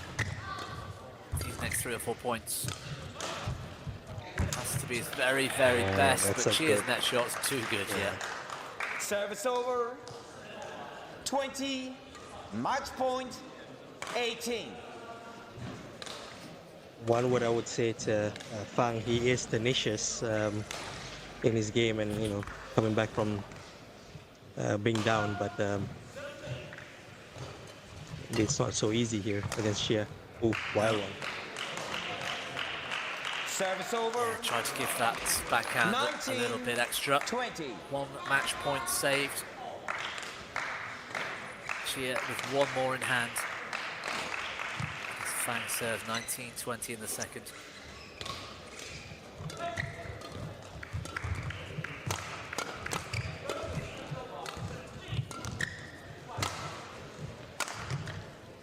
That's clever from the Malaysian. Yeah, there we go. Oh, he's let it drift wide. I thought he was going to finish that. It's over. Regardless, GLAQ through in straight games. 21-19 the second. That is his third Four Nations title, Bobby, having won it in 2022 in Ireland, 2023 in Sheffield, and now this year in Glasgow. Fantastic record. Yeah, brilliant record. You mentioned it before the show started to me. Daniel Bettel also coming through. You should come to me his first. Okay, well done. third on the trot as well. Seamus, the umpire, just saying she is meant to come and shake the hands with the umpire before he goes and celebrates Match won with by GLAQ. his team. 21-12, 21-19. Straight games though. For GLAQ, 3 fingers up. I think that's the 3 you're talking about, Shami. 3 Four Nations on the bounce for Exactly, he knows it. Yeah. GLAQ, yeah. I mean, if pulls away even more in the world rankings to just confirm that spot as top seed going into the Paralympic Games. yeah. I think if Fang was Wales good were today, to, though. Sorry, please go on. I think if Wales were to host this next year, then and you know the same player wins it again, they should have like a Grand Slam of Four Nations title. Yeah, that's not bad. That would be nice. It was good effort from Fang Zhenyu, though, Shami today. His defence in the second in particular impressed me. Yeah, he kept it close right to the very end of the second game there, and you know, tried his very best. Chia's just so patient and hard to go against. Yeah, he is. He's one of those players, you give him a little bit of time and he takes full advantage and makes you so late. I think that last point there, he cheekily just put his racket up, but he knows it was going out. Yeah, we've seen him do that a few times. Well, we've got 2 more finals to come here. Finals day of the Four Nations Para Badminton International in Scotland, Glasgow 2024. Lucas Mazur and Suhas Yasiraj go up against each other in the men's singles SL4 final in a couple of moments' time. On court number 1, the men's singles from France, Lucas Mazur. And from India, Suhas Lalanakari Yatharaj. Your umpire, Latif Jauhari, and service judge, Cordelia Schroeder.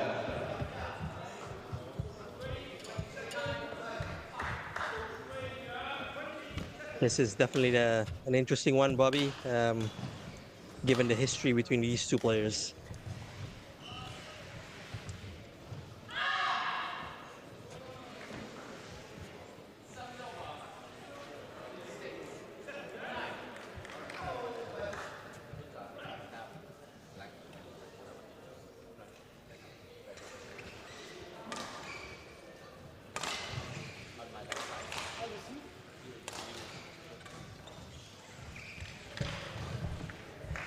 Well, thanks again for being with us here in Glasgow for the 2024 Four Nations Para Badminton International Level 1 top level event.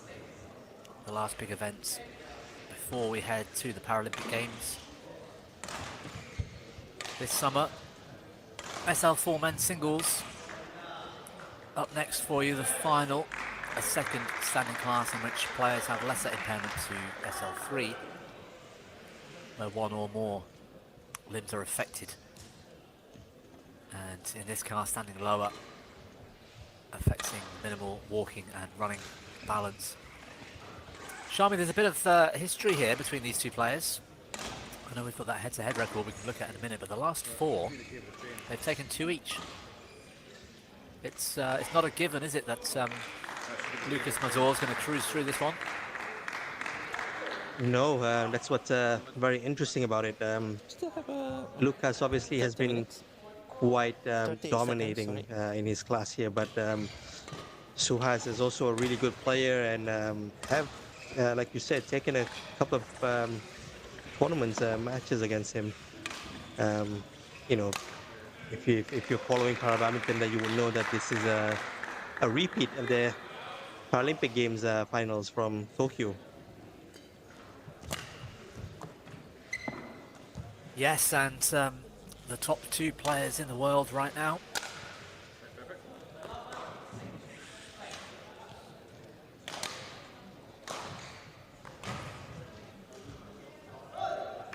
Repeat of the semi-final as well at the World Championships earlier this year in Thailand. To play.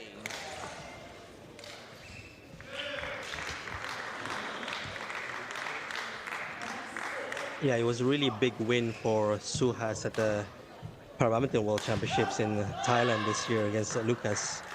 He won the semi-finals, and Lucas had to settle for the bronze, having won it 3 times in a row before that. And it was, I think, it was Suhas's first World Championship. I think as a gold medalist.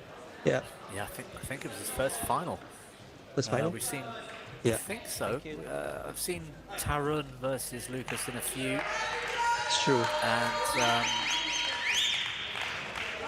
Guys ready? I don't think Suhas Ladies was in and the gentlemen, on my right, 2021 Suhas World Lalinakere Final. Yatiraj, India. And on my left, Lucas Mazur, France. Lucas Mazur to serve, love all, play.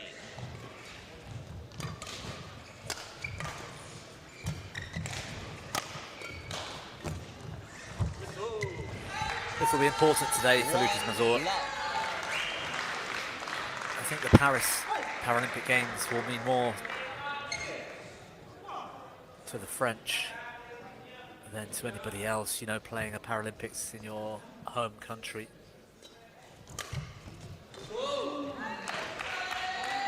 Exactly, Bobby. I mean, it's such a huge occasion for Lucas and his teammates that's going to the Paris Paralympic Games, playing in front of their home crowd, and you know, a number of them are, you know, medal potential, especially Lucas here, who is the reigning Paralympic champion from Tokyo. So to be able to do that again in Paris would be amazing, I think. Yeah, didn't he have to work hard as well to take that Paralympic final gold? Yeah. The quarters and the semis, well, it's not exactly the quarters, but his last 3 matches were all thrilling. I mean, he was dead on his feet in that final.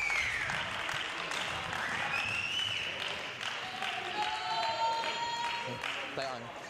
You want to change? You want to change? Just change. Suhas, no shouting before the line judge decision.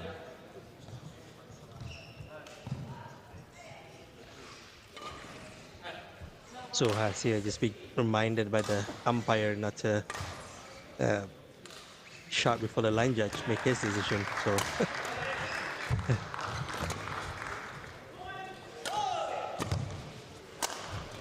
Defense from Suhas. Four love. The perfect start for Mazur.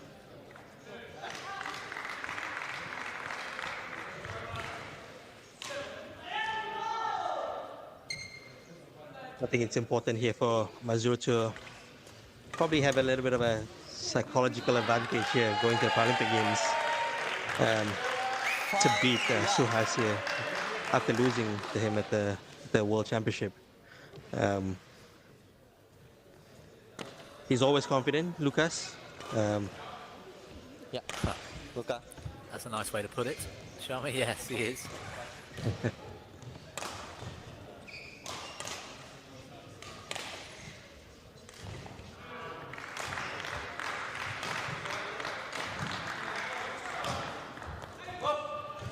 I think it landed in. 6 love.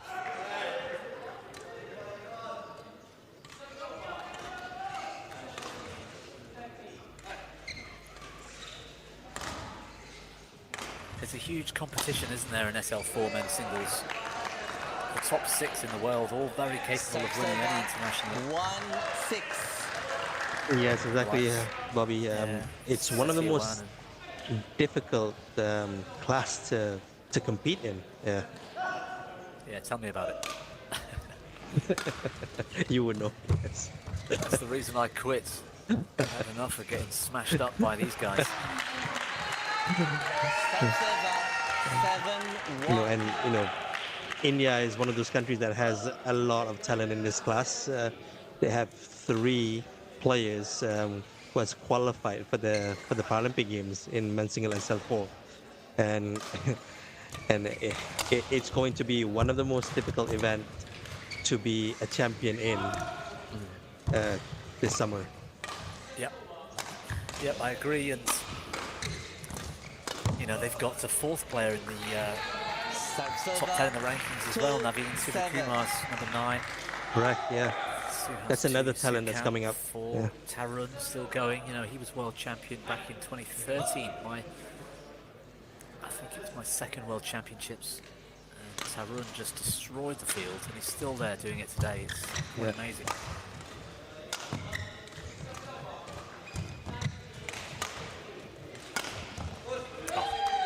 Effective.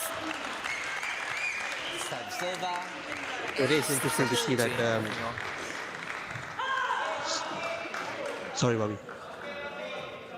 No, it's just a pan to the crowd with French teammates, coaching staff and players supporting. That's Sandrine on the right.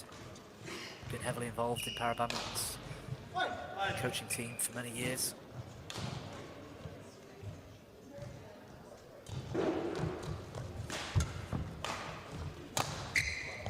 I was just going to say that with all the talent that India has in this class, Suhas is interesting to me because he is 41 years old, Bobby, and he's highest rank from India in this class. So it's quite amazing, and not only that, as I understand it, he's done it part-time. He's a very well respected, he's got a very good job within the Indian government, so I understand it, Suhas. Yes, he is. To be able to achieve what he does on a para badminton court with a kind of split priorities, if you like, his sport versus his working life. It's really impressive.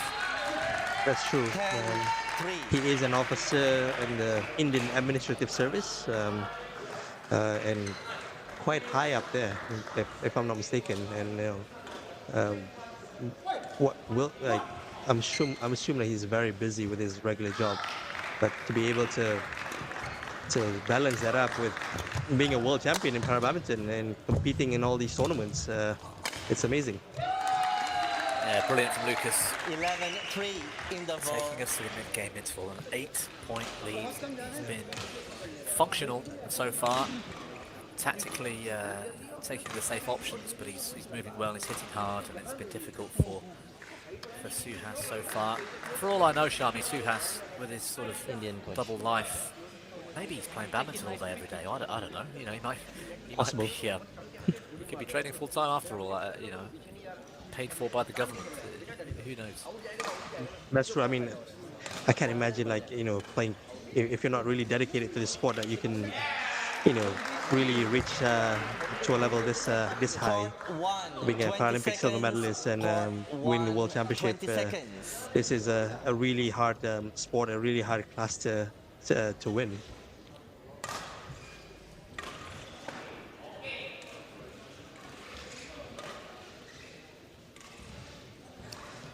$11-3. Play.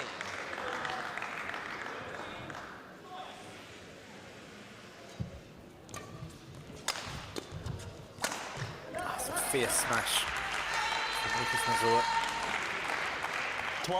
12-3.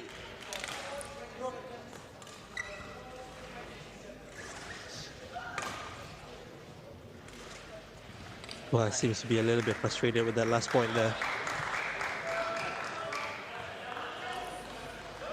And Lucas is another one, isn't he, where playing in multiple events, still doing well with Faustine Noel in mixed doubles. Oh, wow.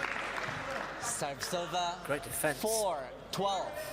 Instinctive reactions from Suhas. Yeah, true. And you know, he was the silver medalist in mixed double as well, Lucas from Tokyo. So he's sort of used to playing more than one event at tournaments. Serve Silva. 13-4. He does play men's doubles once in a while with his partner Merrill. He got fed up back in his SL3, SL4 days at men's doubles, getting beaten by me and Bethel. So he moved to SU5. Yeah. That's my story, and I'm sticking to it. 14-4. But no, he does. He plays up, doesn't he, in SU5 these days? Yeah. Which again is impressive in itself.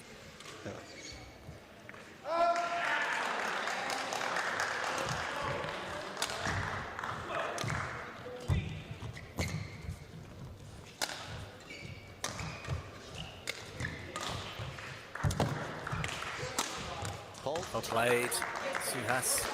Serve Silva. 5-14. Deceptively fast, Yakiraj. That imbalance you can clearly see. His right leg doesn't seem to slow him down as much as it ought to, in my mind. Serve Silva. 15-5. I don't think he can afford to make those kind of simple errors there, like that serve there, being down 10 points. No, it's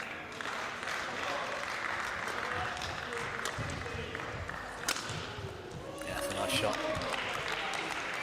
Deceptive, the flick serve. 16-5. Mazur taking full advantage of the very slightly weaker reply.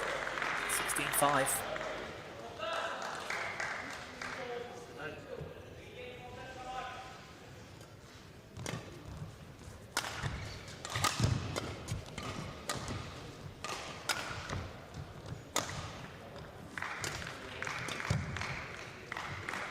Another one gone long. 17. Pressure on Suhas. Shami is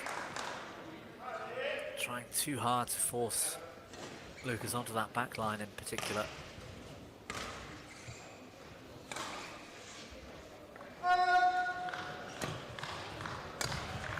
match starting to look a bit like their last meeting in Spain in the final. Yeah.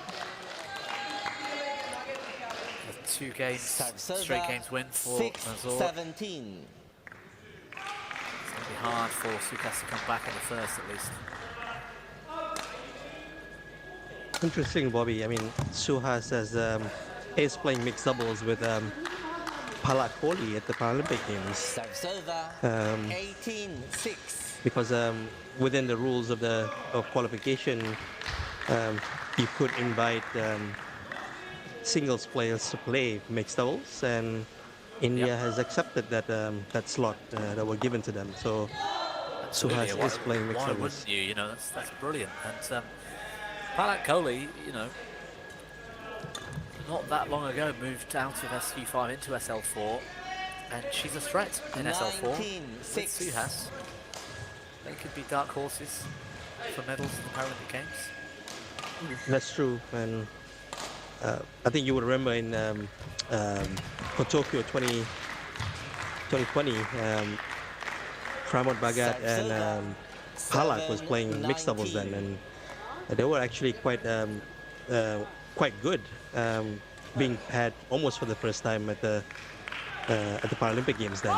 Service fault call too high.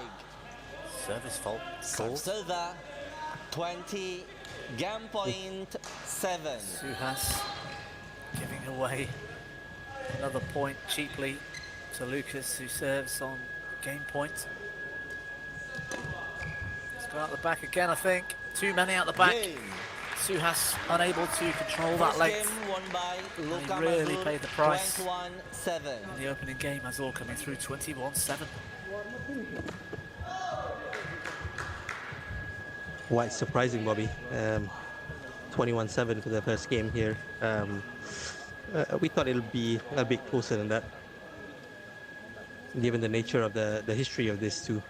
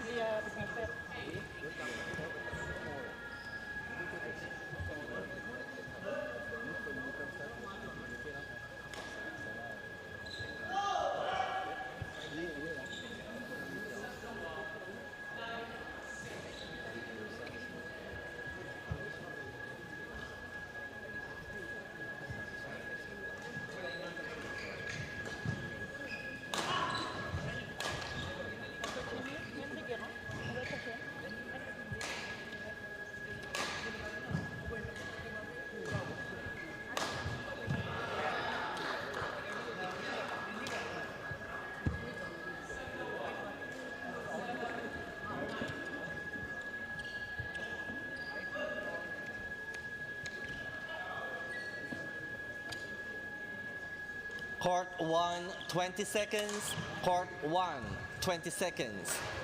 Suhas, towel.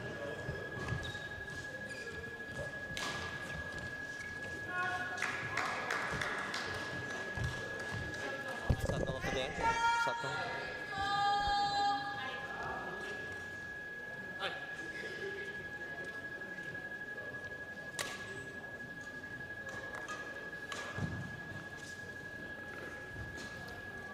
Second game. Level. Play. Well, second game underway here in the men's singles SL4 sport class.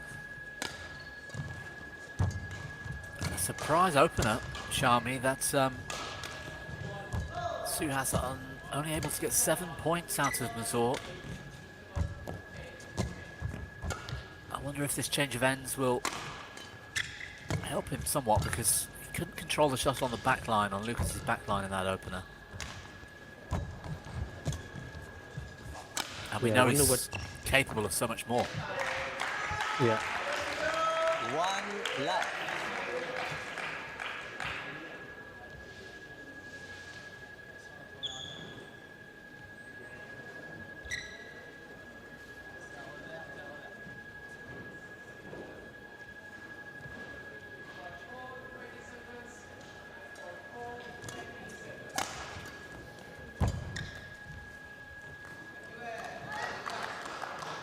Well, Lucas struggling with the same thing.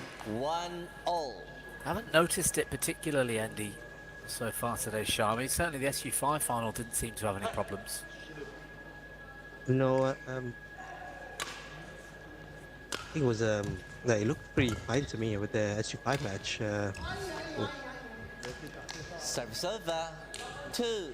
Court number 3, we will now have the women's singles wheelchair 2 final. So please welcome onto court from Turkey in 9 seconds. Lucas being 27 years old here and, you know, have done almost everything in the sport. I don't know, everything in the sport, winning the Paralympic Games and the Continental Championship and all these circuit tournaments. I wonder, I mean, what he will be looking towards if he wins in Paris.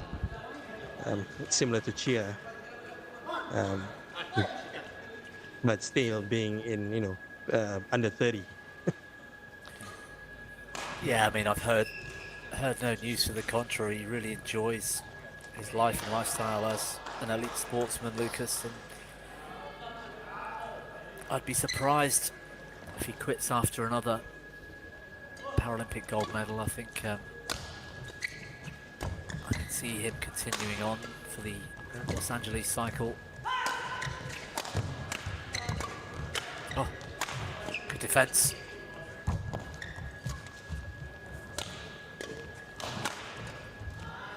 I mean, I guess once you've won everything there is to win in a sport,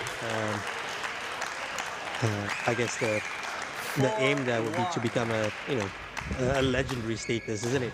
To win as many of those majors as you can and stamp yourself in history. Yeah, like so many para badminton players have done. That was a terrific rally from Lucas, by the way. Suhas could have put that away a few times. Somehow Mazur came through and found that smash winner. Yeah, we've got a few legends. I mean, first final out on the wheelchair court earlier, I was looking at the results. Taiki Kajiwara is still young, and yet he's got so far, so many years left to be dominating against players like Danny Chan and Kim Jun-jun. You know, it's Shiele Ku's done it for years.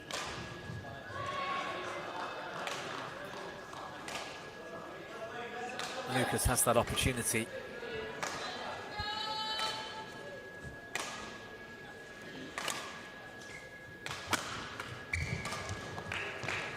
Well played smash from Lucas. Serve 5-2.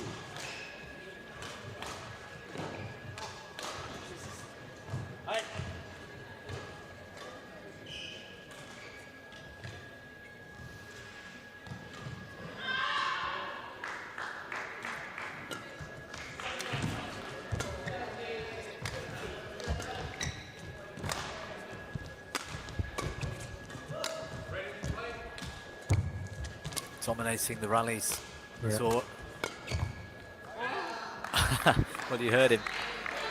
Disappointed with his miss. Serve 3-5. He towers over everyone, doesn't he, Mazur? Yeah, he's a big, tall guy. Somewhere around 6'5", I think. Is he the tallest player you've seen in para badminton circuit? Probably is, isn't he? I think Thomas Van Schneider is taller. Okay. But it's very difficult to argue because he's in a wheelchair.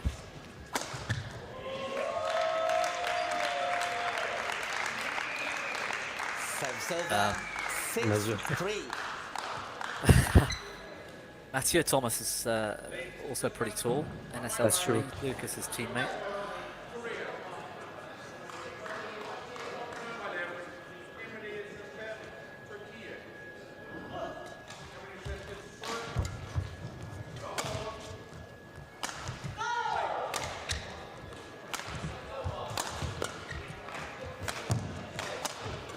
Great defense. Suhas under real pressure, just neutralizing from those positions.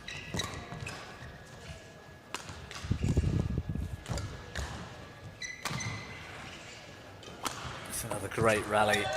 That straight smash from round the head. causing all sorts of problems for Suhas. He's struggling to defend. 7-3. What do you think Lucas needs to do, Suhas needs to do here to try and get this a win here? Because it looks like Lucas is picking up everything here and making no mistakes. Yeah, I don't think he needs to change much. Not now. He's actually playing really well and asserting himself into the rallies, but Lucas is just playing at the top of his game, and with that reach and that height he's got, it makes it really hard for Suhas. 8-3.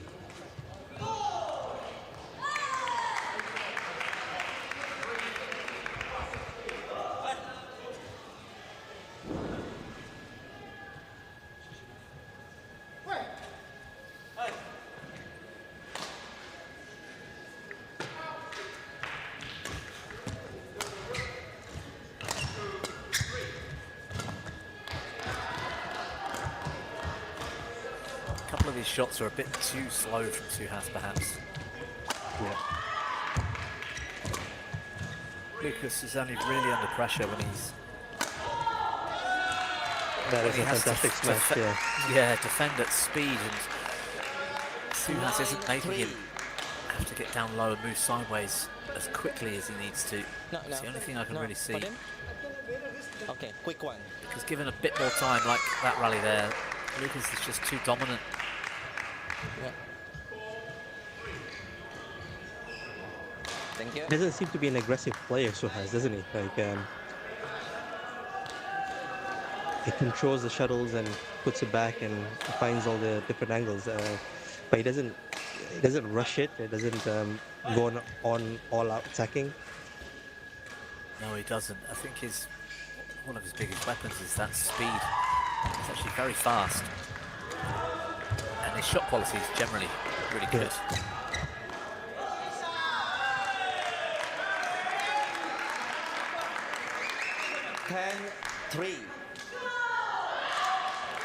He's running away with this match, Lucas. 10-3 now.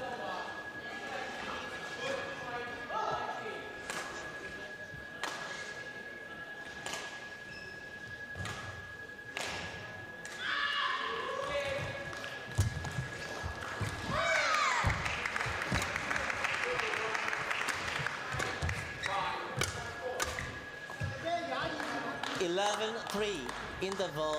Well, the intention was there from Suhas. That was what I was asking for. Try and take the shuttle early and force Lucas into quicker, weaker defensive positions, but too solid today. Mazur, mid-game interval in the second. 11-3, the Frenchman leads. After a solid opener as well. Tough test here in Scotland for Yathiraj. Yeah, all the matches so far has been 2 games, isn't it, Bobby? And some have not been that close. I mean, we saw Fang trying to keep up with Chia just now in the second game, but apart from that, all the others have been, the winners have been quite dominating.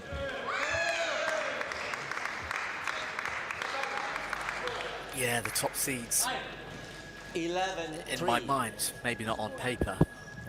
It's 11 here. The only reason I say that, it's not working, so you can hear my Hellas voice. Sogoi, number 1 in the world right now, but it's not working. In my mind, Liani and Chen Yifeng are the stronger players. And so, Bethel Chia and Ottila coming through so fast. Lucas looking 11-3. good. And Play. We've got a mixed doubles SH6 to follow. That might be similar if the Indonesians are on their best form. It's going to be tough for the Indians to compete there. 4-11.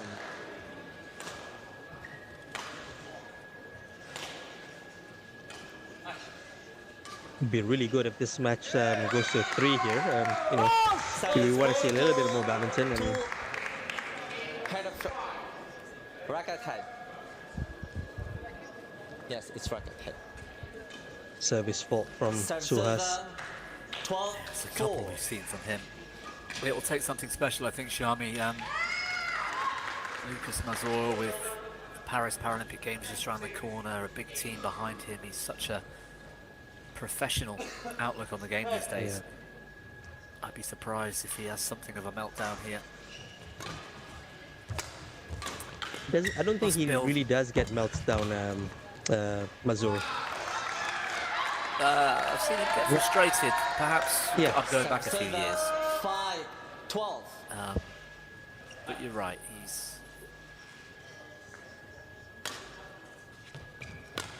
He knows what he's doing. He puts in the training hours. You know, he works very hard. And he backs himself. You know, he believes in his shots and what it's going to produce. He's actually very hard to beat.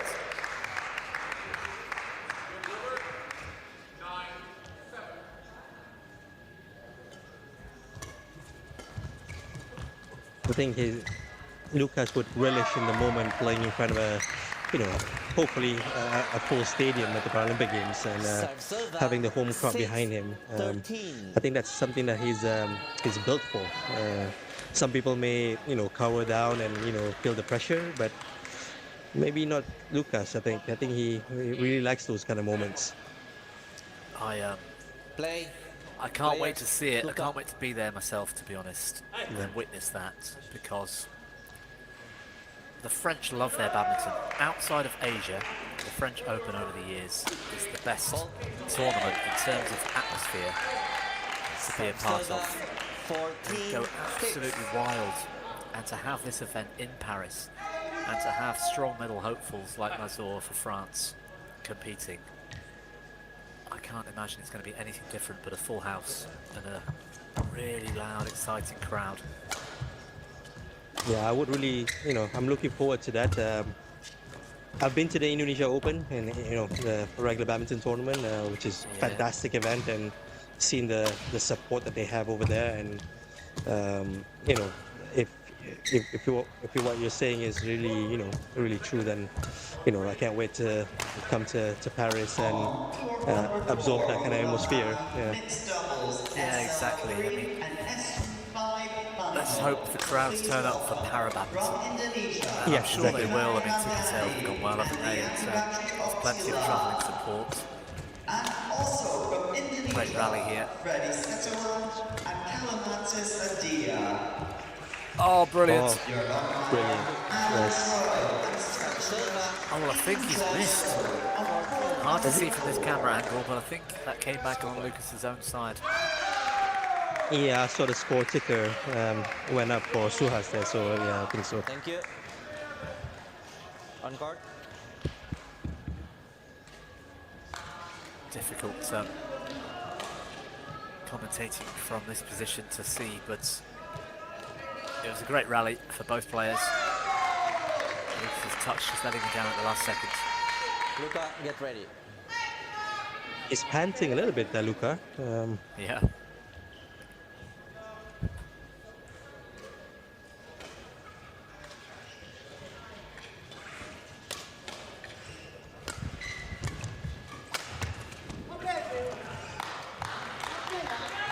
Serve 15-7. It's pretty warm in Scotland today. I don't mean that in comparison to where you are, Shami, in Malaysia, but 18 degrees currently in Scotland is a positive heat wave for them. Yeah, 18 degrees is like air conditioning temperature for us, Bobby. It's cold.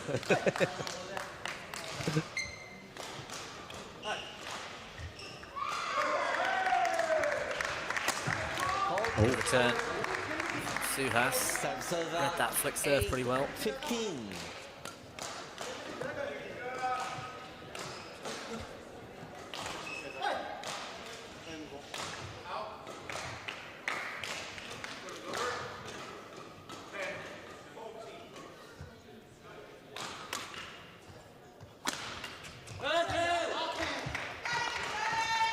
Serve 16-8. He's not taking his foot off the gas, is he, Mazur? No, he wants this to be over and done quickly here. And keeping his opponent to single digits here, it's huge psychologically for him going to the games as well. Yeah, I was going to say that earlier. That's the big thing. It's that positive feeling going into your final training block before the games. Yeah. To finish the last international with a win, you won't have lost a single match for however long. And to have that feeling, to build that confidence, all important for Mazur right now.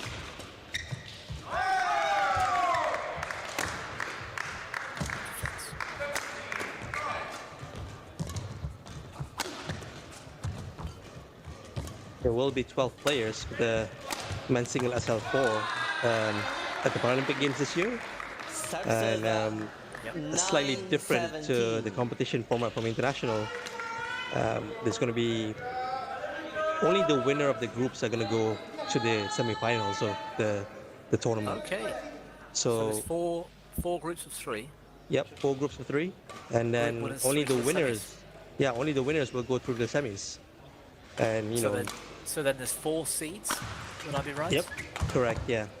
Wow. And if you look at the entry list, Bobby, there's at least 5 or 6 very, very talented players there. So I'm frantically scrolling through them now, Shami, because that is huge. I didn't realise that was the format in SL4. Yeah, because no reason to check without GB players in that category. So these 2, 1 and 2 in the world, will cement their places. Freddie Setiowan at 3 and Sukant Kadam at 4. Which then means that unless the Malaysian might overtake Sukant for 4th spot this week. Correct. So we'll see what happens with the world rankings on Tuesday. But there's a couple of really talented players there in Amin from Malaysia and Karun as well, who if not seeded, then they'll be able to sort of be placed anywhere in the random draw. Which makes it for it could be a tricky draw for some of the seeded players as well. So it'll be very, very interesting. Yeah, I'm just looking at that. We've got Sukant Kadam and Mo Amin Burhanuddin. 11, 4 and 5 in the world, fighting out for that 4th spot really, but they both made it to the quarterfinals here this week. So when the rankings get updated, I think Sukant will stay at 4 and be seeded. And you'd have to remember as well that can Tarun overtake them? Yeah, it's getting tricky now. Exactly. I And don't think Tarun's going to pick up 2,000 extra ranking points over Sukant. For the semi-final over a quarter-final here, give them 2,000 points extra. Semi-finals? Yeah, Tarun made it to the semis yesterday. Right. That's Lucas. We'll have to see what he did last year at the 4 Nations. I'm not sure. Oh, now it's getting tricky to work out. Yeah, exactly. Right. Let's leave this alone for the moment. But either way, Correct, I think you're right. I mean, we've got 4 top players taking seeding positions, and then you've got Ramdani, Tarun, Burhanuddin. Yeah. All fighting out in the groups. You don't want to face any of them, really. No, exactly, right? They're really, really talented players, any of these guys. So, if you're not feeling 100% on that day itself, then, you lose one match, it's hard to get out of the group and, to win a medal. Well, the crowd's going for it here, Charmy, because Lucas has got 9 match points.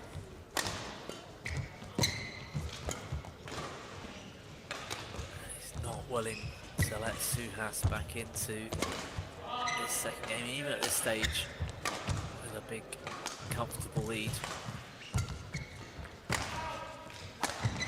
Oh, he's found the line! Cross smash winner from around the hedge. Fantastic finish by Mazur there. Yeah, brilliant finish.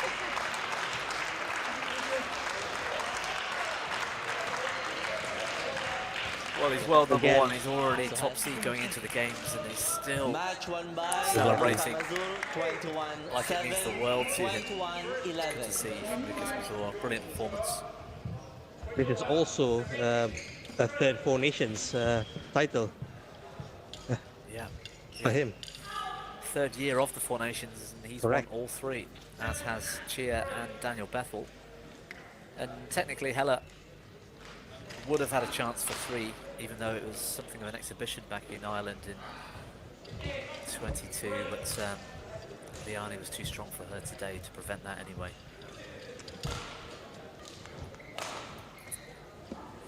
Well, Suhas has got a lot to think about, I reckon, if he wants the gold in SL4 men's singles at the Paralympic Games, because Exactly. the last 2 meetings, Mazur has dominated.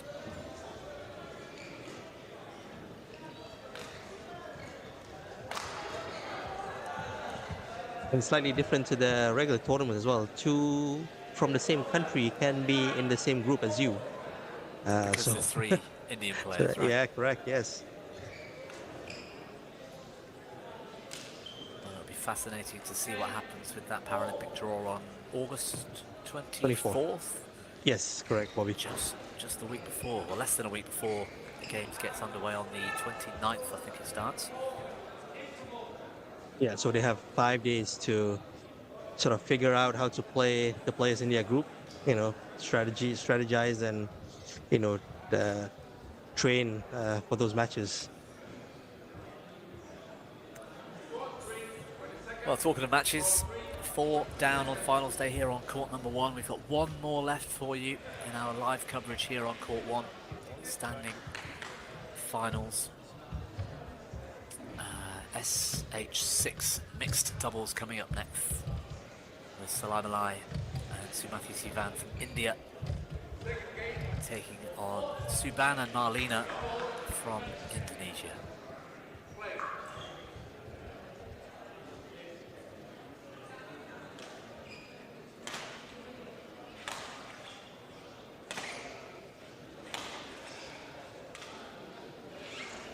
On court number 1, we will now have the mixed doubles and stage 6 final. So please welcome from India, Sivarajan Solamali and Nithya Sri Samathi Saban. And from Indonesia, Saban and Rina Maralina. Your umpire, Carol Rio, and service judge, Peter Chow.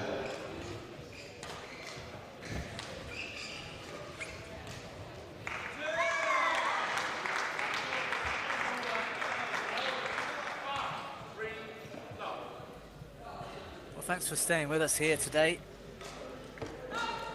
4 Nations Para Badminton International 2024 live from Glasgow, Scotland. Finals day in our last final, showcased on court number 1. Mixed doubles in the SH6 category. Salam Alai and Sumathi Sivan from India up against Suban and Marlena from Indonesia. SH6 players are short in stature due to a genetic condition typically often referred to as congenital dwarfism. I'm here with badminton superfan, para-badminton superfan, Shami Sabron. And Shami, I don't know if you saw it, but what about the performance yesterday from Salam Alai and Sumathi Sivan beating the English Shepherd and Chung? A bit of a surprise as the English world number 1 pair went out in that semi-final. But a great performance from the Indians so far this week. Yeah, I was quite surprised with that result, really, because the English pair has really done well so far this year, and they look really, really strong at the different tournaments. So, not sure what went wrong with them yesterday.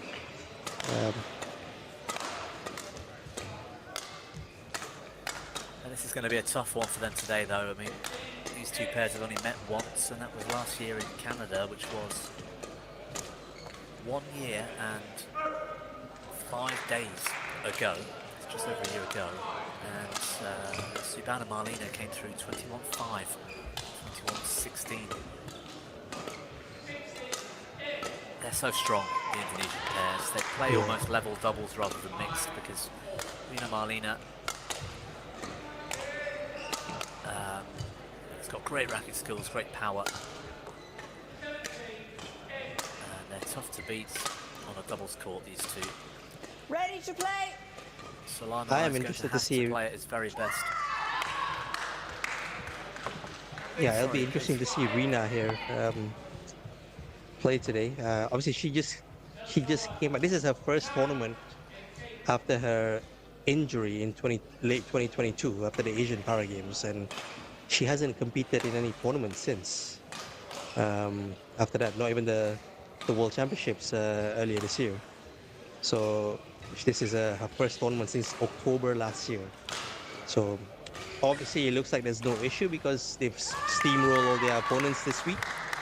Well, including these two pairs met in the group stage, didn't they? And yeah, they were. That would have been the biggest test for me, anyway. Yeah. And they came through 13 and 12. I mean, I don't think there's too much wrong with Rina Marlina. She doesn't look like she's really lost a step since that injury. Yeah. But yeah, it will be interesting to see under pressure in a final whether the Indians can step it up. Rina is competing in the singles event, or she usually does, but at this tournament she's only playing mixed doubles.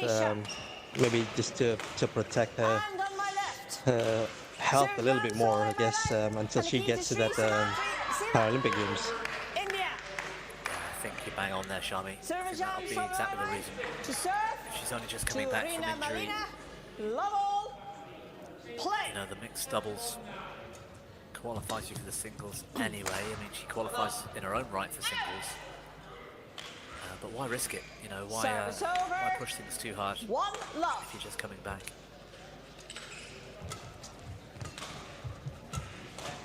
How relaxed she looks.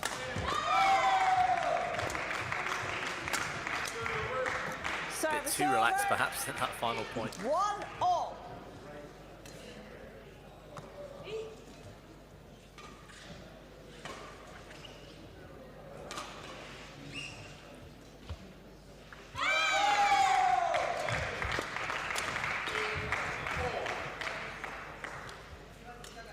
Service over. 2-1.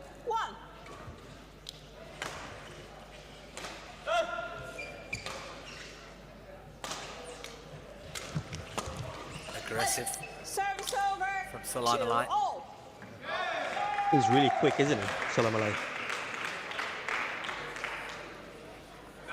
Yeah, he is. He gambles a lot. He's one of those players that sort of takes the chance, goes for it, and if he gets it wrong, he kind of looks a bit silly sometimes. But when he gets it right, you know, it's puts him under so much pressure.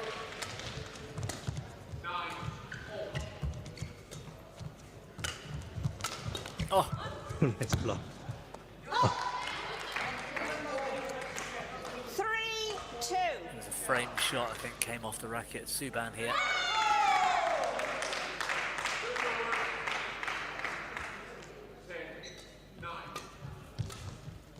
Service over. 3-all.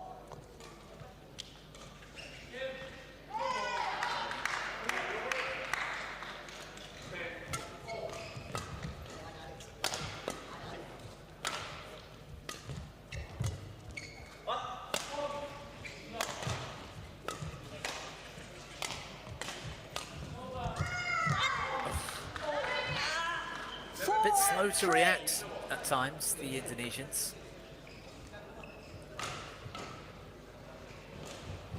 Not managing to do enough. Good shot. Huge dive from Salamalai. 5-3.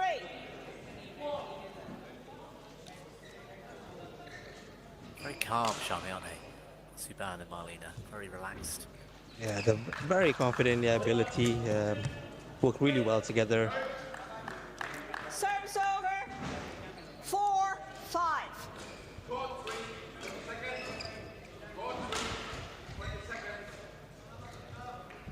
Let's look at the world rankings right now, and obviously because of Rina's injury, they've not participated much in mix, so they're down now to, you know, world number 2 now, Sudirman and Rina. Yeah, this is just their 6th tournament, I think, in this Yeah, ranking correct. period.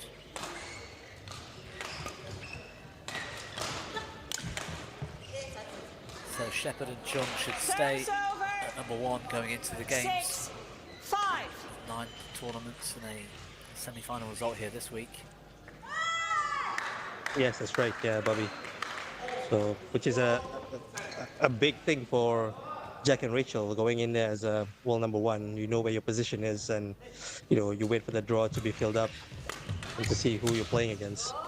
Salamala and Sivan probably going up to 4th in this final. I think they're just 500 points behind Juliana and Nilton, although it depends how many points they've got this week and what happened at the last Four Nations. So it always takes a calculator and a few minutes to work out. Good defense from Suban there. 8-5.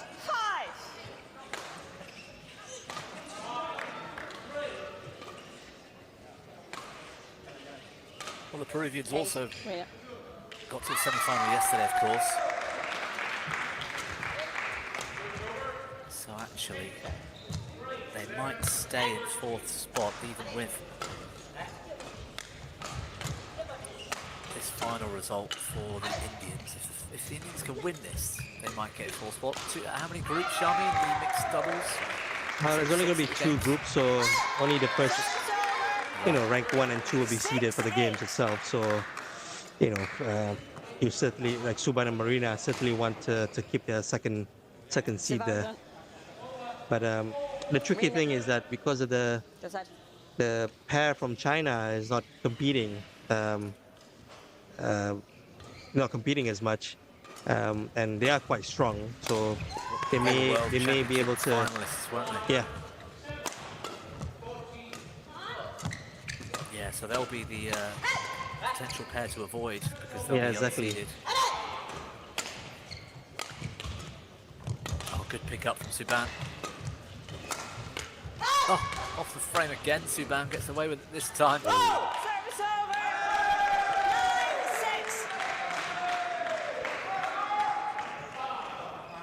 9-6. Getting a bit lucky. Yeah, it's an interesting category because the Indians proved yesterday they can get the better of the English.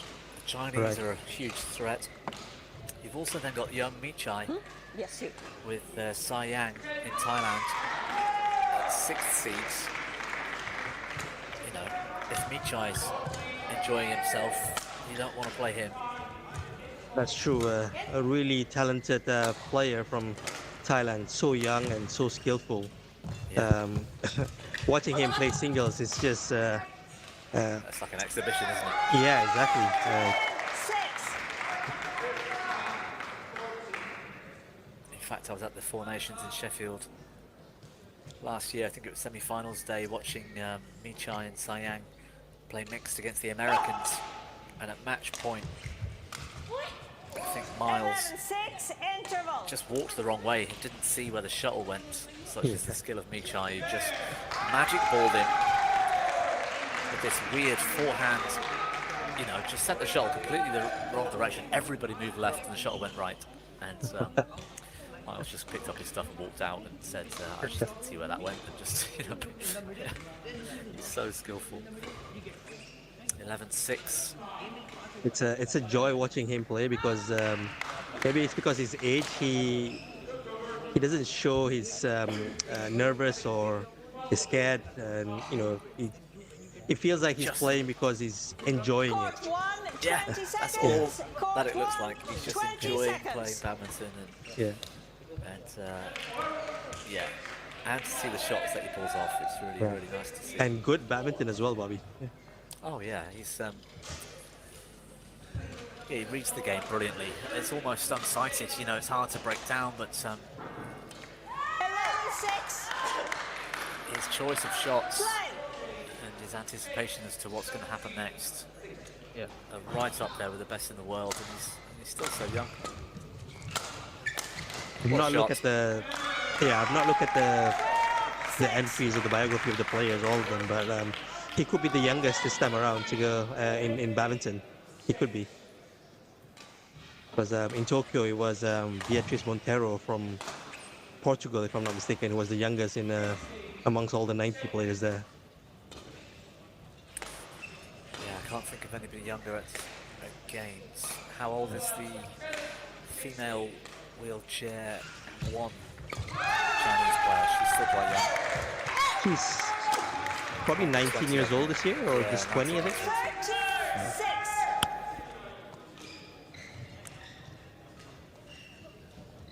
I think Daiki was quite young, wasn't he? 19? Yes, he was young when Tokyo happened.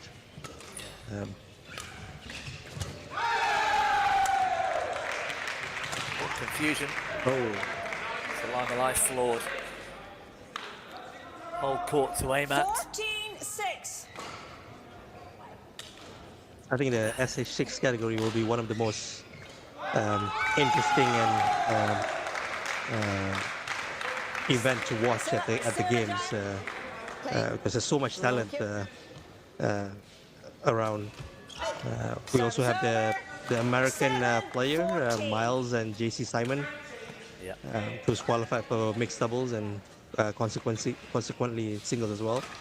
Miles is the Pan Am champion, so it's He's a gritty performer. He's with a lot of power. It's interesting in all three disciplines too, isn't it? Singles and mixed. You know, 14. anything could happen on the day in these categories. And whilst Suban and Marlena have been pretty dominant in mixed doubles, they don't look unbeatable.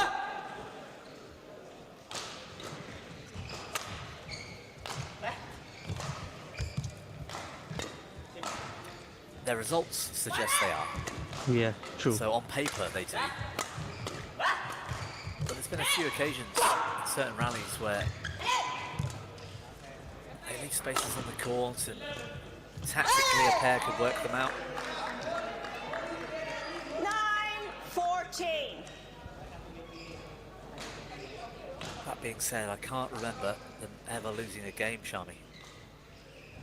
Or certainly a match. In 2023, Rina and Subhan went an unbeaten streak in mix. Like they won 7 tournaments, if I'm not mistaken, before Rina got her injury. So Well, if they win this will be their 10th all right, ranking well, period. Service over. But that only goes back 15-9. to the Indonesia International in 22. wow. So 2 years pretty much. Play. I don't think they've been beaten.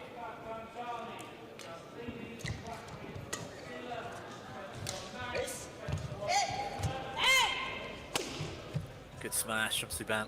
It must be so good going to your first Paralympic Games and then knowing that, you know, you've won 10 tournaments and still unbeaten. But I don't know if there's comes a bit of pressure there when you're there actually at the games and, you know, you expect it to win, but I don't know if the occasion will overwhelm you.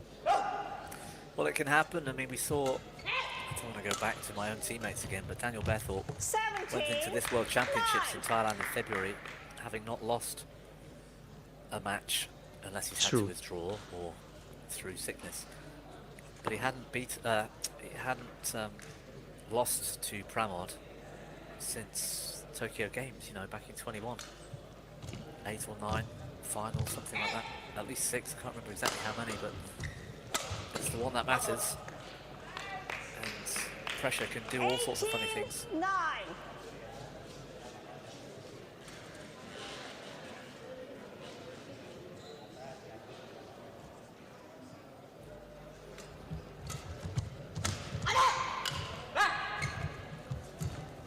Tina Marlena looking so Service calm, makes the over. error, but 10-18. footwork timing and those shot choices makes it look effortless.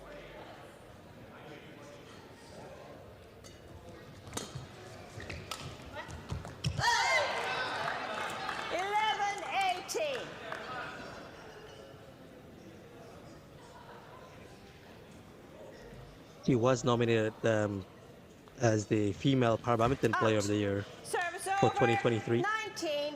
19-11. Because right. not just winning mixed doubles, she also win her singles matches as well, win tournaments in singles events. So Service and it over. was very, very good year for Rina before she got her injury. We will now have the men's doubles wheelchair 1 and wheelchair 2 final. So please welcome from Korea, Jeong Jae-eun and Yoo Soo-young. And from Japan, Very calm, Rina, again. 8.12. Caresses the shuttle. Down the line, 8 game points. That's not wide. Game. Comprehensive First opening game game. won by Subana and Marlina, Rina 21-12. 21-12. They don't look particularly threatened, Shami. So far, at least.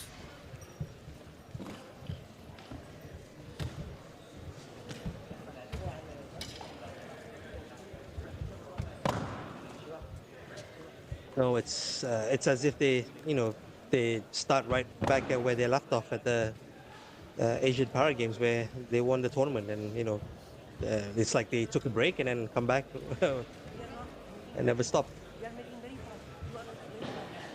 Well, the Indonesians don't look as athletic as some That's other true. players in this category in the world, but they don't need to almost. That isn't their way of winning, and that kind of shot from Rina just breaks the wrist and then pushes it up the line to the empty space. To be fair, the serve wasn't being covered that well, but she makes it look easy, and that physicality that she lacks, she more than makes up for with her skills and power.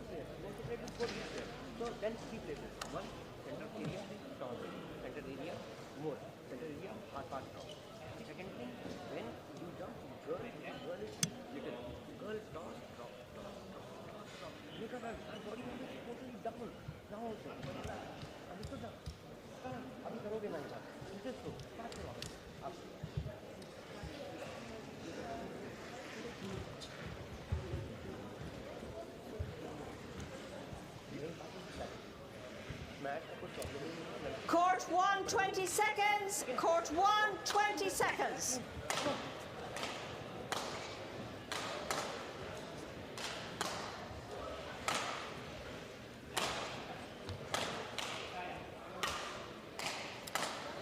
Second game, level, play.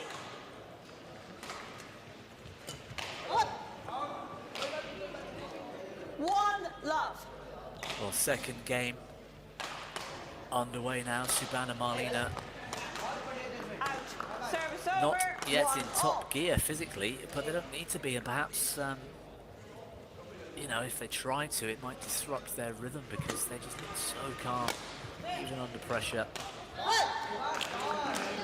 2-1.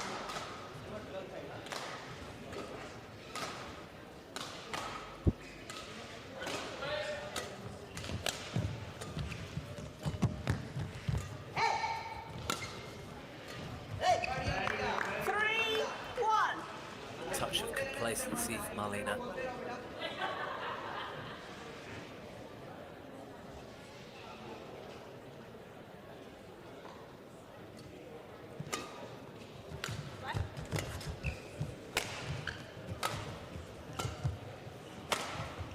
That's clever from Subana. And again, 4-1. struggling somewhat. That Yeah, forehand Sola corner, Malaya. Marlina. Well, yeah, Covering the he's made a court, couple of errors. running around. Yeah. That's the shot making of the Indonesians, just dragging him out of position.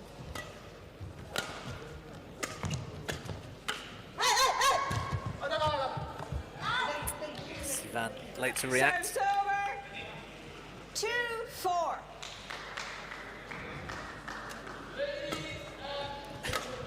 He's smiling halfway through the point. Yes, exactly.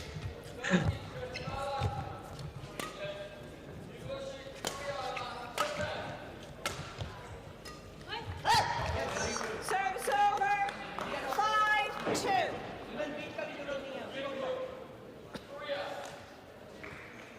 Rina, it's to you.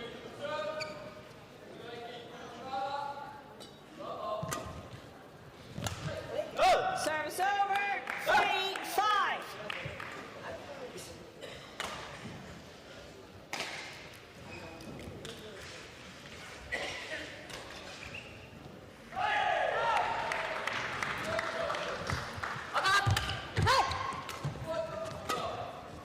save from Marlena, but they put the shuttle right back to her. Service over. 6-3. It's hard for the Indians here to assert themselves on top of the Indonesian pair because they just relax and leave it to the last second and flick the wrist and send the shuttle into an open space. Exactly. It looks like they're working Sivaraj and Solamalai really hard here. Yeah. And he's expending his energy more than more than he wants to. I haven't seen the cartwheel yet this week, one of his little trademarks. Not just in celebration, I've seen him do it during a point once.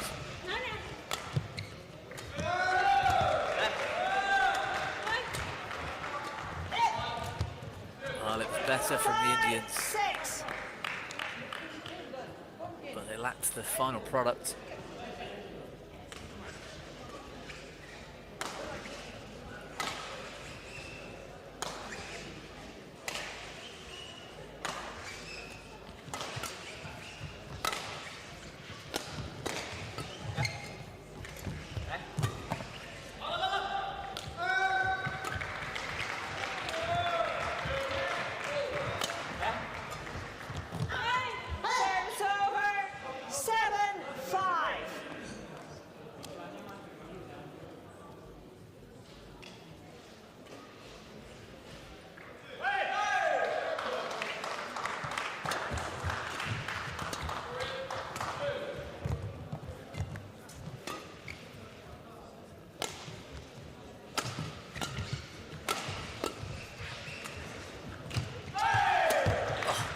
That shot from Marlena, so casual, setting up Sudirman for the smash finish. Do you think the style of their play, can be countered by, being more athletic, like being just faster than them? 8-6. No. No. Okay. I actually don't. I don't think if the Indians were quicker on their feet, it would make that much difference. They're miles quicker than the two Indonesians anyway. It's purely the badminton. The types of shots, the choice of shots, where to put the drop shots, when to hold the shuttle and drive it into an empty space. You can't react until the shuttle's played. And if the Indians were a little bit quicker, I think they're still late on the shuttle. I think you're right, Bobby. I mean, that reminds me of Hari Susanto, Liani's former partner. Yeah, absolutely. And during the Tokyo Paralympic Games, I mean, he was probably one of the oldest players in the standing class. And well in his 50s. Yeah. Yeah, and just through his shot making and ability, he wasn't the fastest or the most agile, but they won gold at the games, and that was because he understood the game. He knows where to put the shot, control the shuttle. Yeah, I think you're right, Bobby. Yeah. Well, it's 11-6. A turnaround here. Yeah. There's been too many errors from Marlena in that position, the forehand rear corner. There's 3 or 4 there.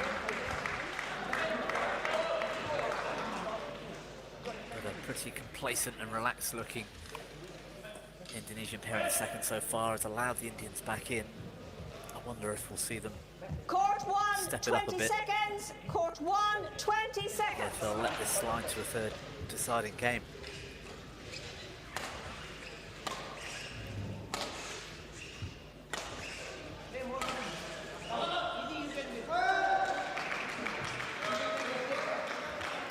On court, please.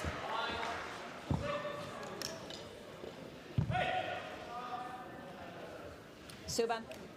Let's look at the results from the other matches today, Bobby, and looks like Nithya won her singles this morning. 3 games against Juliana from Peru. So that must have taken a little bit out of her.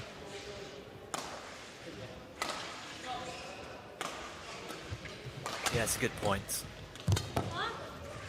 This week's efforts and antics, and also the fact that it's a long way to come for these Asian nations.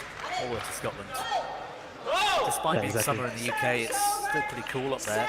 17, 18 degrees today, and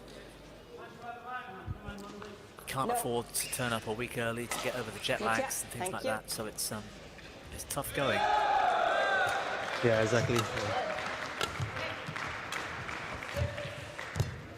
See how Rena was early on that shot. She just knew where Sivan was going to place the shuttle. 11.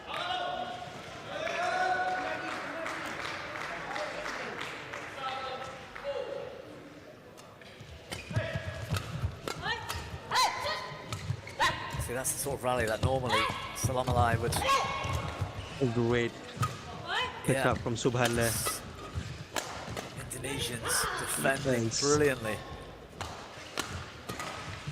Again, forcing Salamalai to make that dive to try and save the point there, but... Well, he gambled at the start. Yes. And didn't finish the rally. And the Indonesians just surviving that onslaught.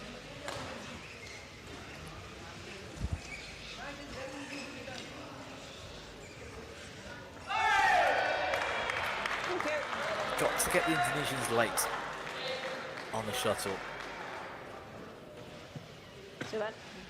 Open up some space in the forecourts and make them play 9-11. at full stretch. 10-11.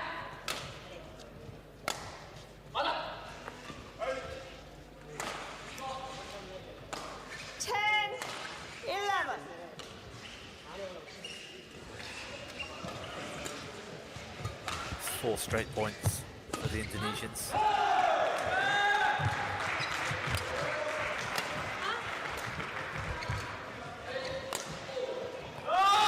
He's missed again. Salamalai. 5 in a row. Well, I asked the question whether they'd relax and just take it to 3 or step things up, Shami. The Indonesians, 6 straight points. And I think 3 or 4 of those points were just from errors, basically, from the Indians. They push a couple of back up the line, and you really can't do that against the Indonesians. Again, one more. 13-11.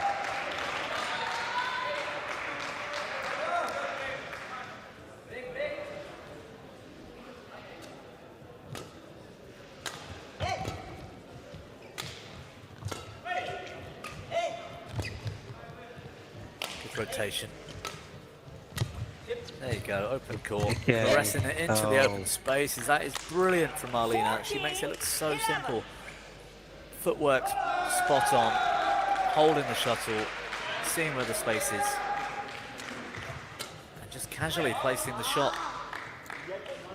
15-11. Well, that's 9 points, Shami. Yeah. Talk about the Indians turning it on. haven't scored any points since the start of the second half here. That's right. Oh, That's just out. missed. That was millimetres wide. 15.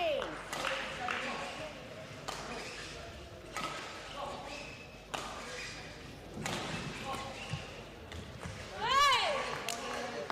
13, 15.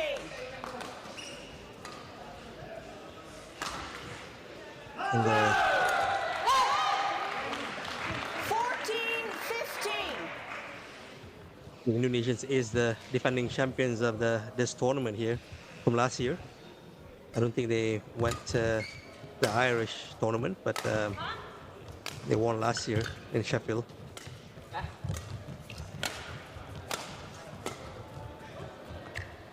Lucky for Marlena that it was going wide. She had to take that late on the backhand otherwise. 16, 14.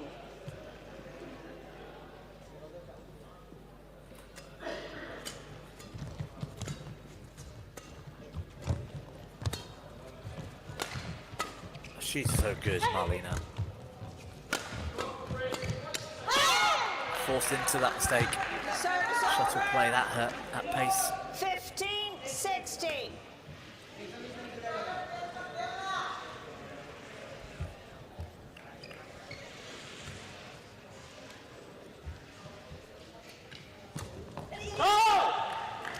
Very good from Subhan there. 17, Yeah, it was. 15. Everyone thought he was going to play with pace. And again, just turning the shuttle into the space.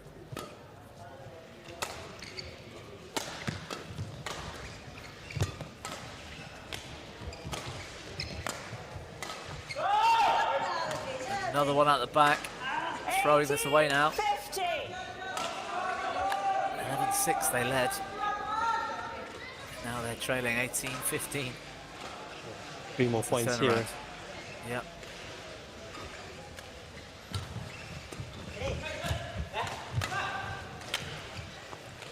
Solamalai just missed that hit his frame again. Too much pressure, wasn't it? He rushed it. Sivarajan, don't throw sweat.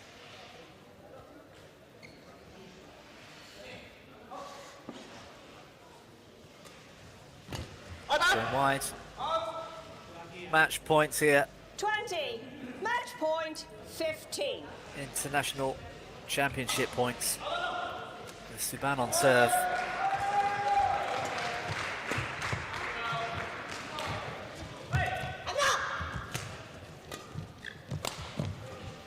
He's missed. Oh, that's... Game. Oh, It's all over. Match won by Suban and Rina Marlina. 21-12. And despite 21-15. a slight wobble early in the second for Marlina and Suban,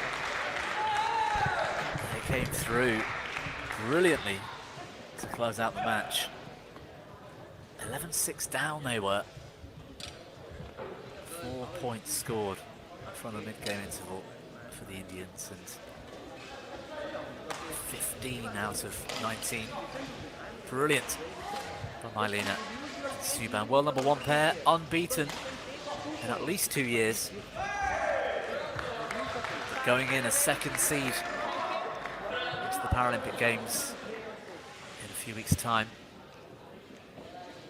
yeah, really good boost for them. Just knowing that they can still compete with all these pairs here going to the Paralympic Games, even though they were more than 6 months away from the sport arena, especially. Yeah, good to see her back. So some fitness. She'll be a threat in singles and mixed doubles. Well, Shami, that's it for finals on court number 1. It's been a brilliantly run tournament here in Glasgow for the Four Nations, hasn't it? Yeah, I think the host has done a really good job in organizing this this 3rd edition of the Four Nations. You know, kudos to Badminton Scotland for running such a good tournament. I think the players really enjoyed it this week. I've heard quite a few comments from the players that they love Glasgow, and it's a new city for them, exciting, and they love it. So I'm hoping that they continue on hosting this tournament in the future. So well done to the host and all the sponsors and the volunteers there. Yes, well, a 3rd Four Nations International closes to an end on court number 1. From Bobby Griffin and from Shami Sabron, thank you for tuning in today. Paralympics just around the corner, and all eyes will be on that.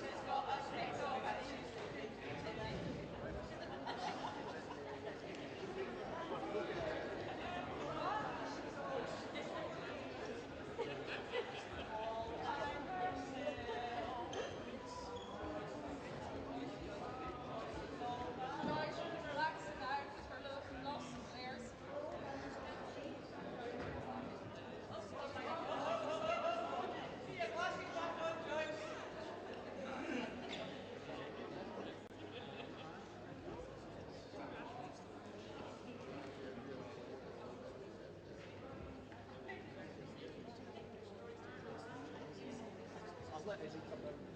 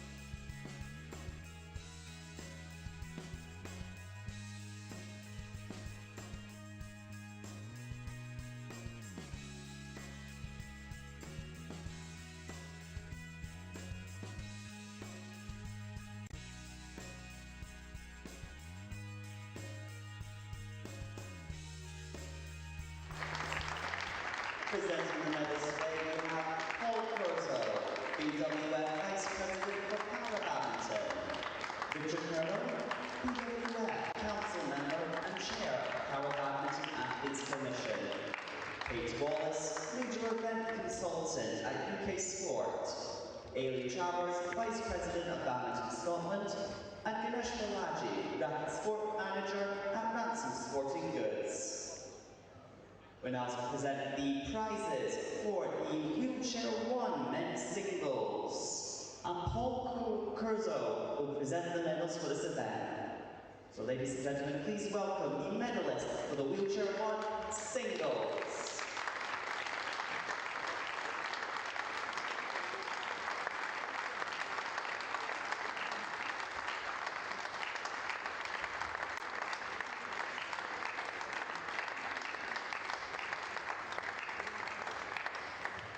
Your bronze medal winners are from Korea, Jeo Jae-gun, and from Japan, Osamu Nagashima.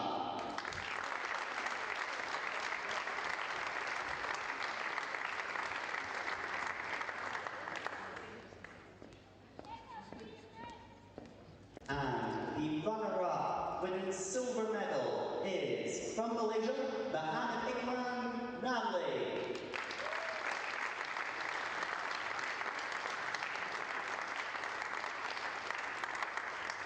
And now, your champion and gold medal winner from Korea, Choi Jungman.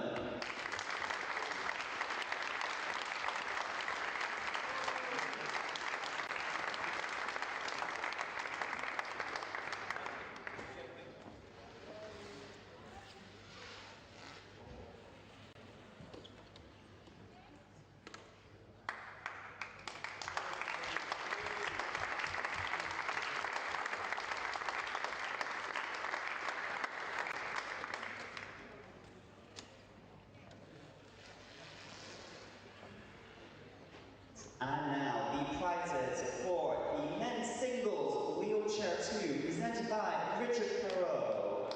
Please welcome on the men's singles wheelchair 2 medalists.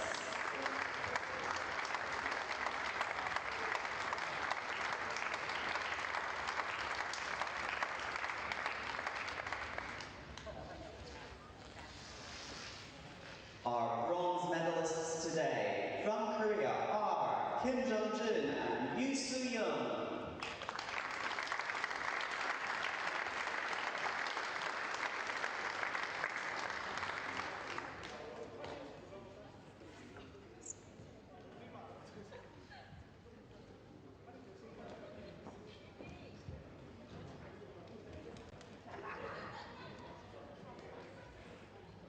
And winning silver from Hong Kong, Chan Ho-yuen.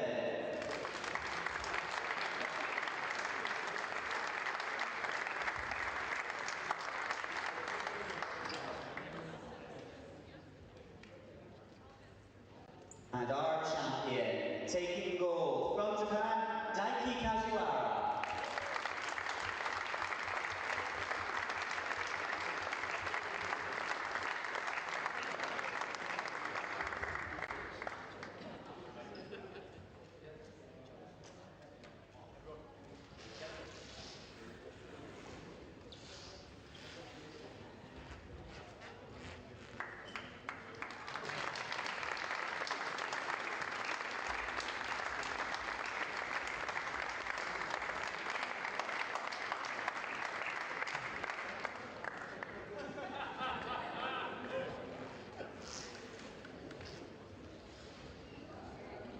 Our next event, the men's singles SL3, presented by Kate Wallace.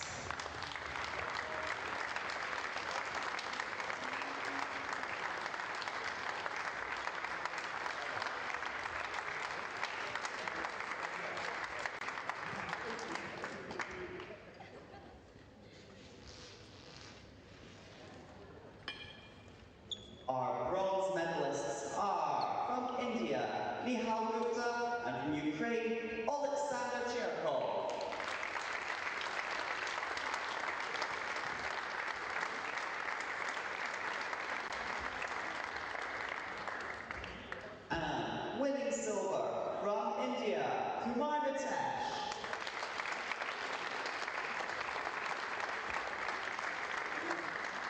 And our winner taking gold, Daniel Bethel.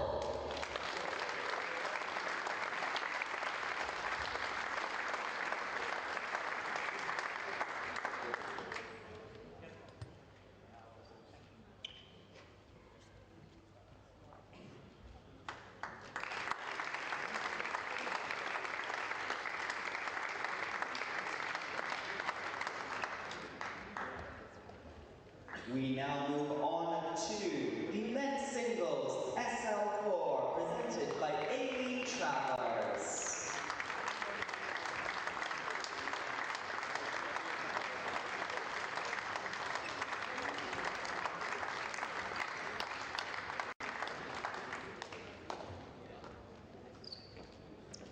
Our bronze medalists are from Indonesia, Freddy Setawan, and from India, Tarun.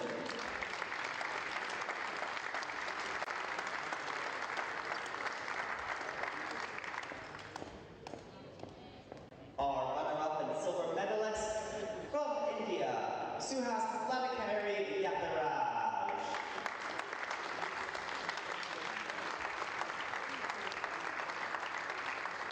And our gold medalist from France, Lucas Mazur.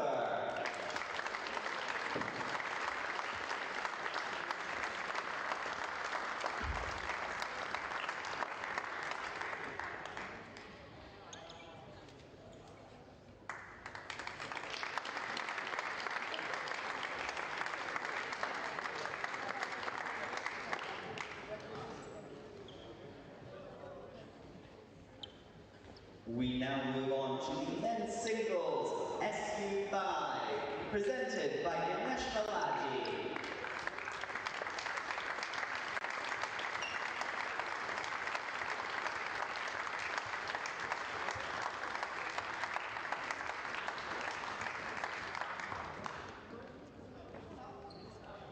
And our bronze medalists are from France, Meryl Loquette, and from Malaysia, Mohamed Faraz Anur.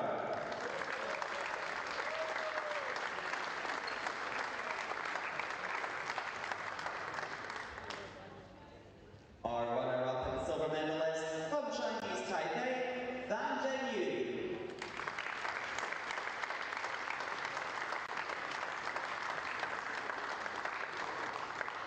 And our champion taking gold from Malaysia, Chia Kao.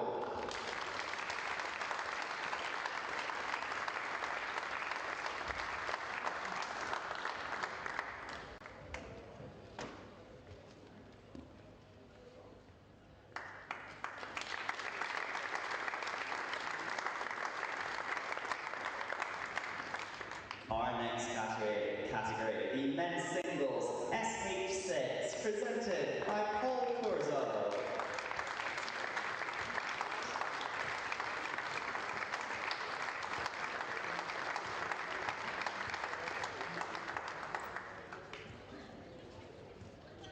Our bronze medalists from England, Christian Coons, and from Brazil, Vitor Tavares.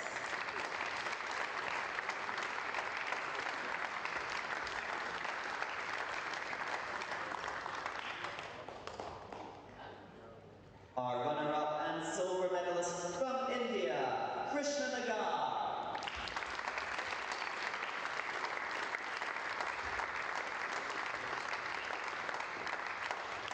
And your champion taking gold from Hong Kong, Chuman Kai.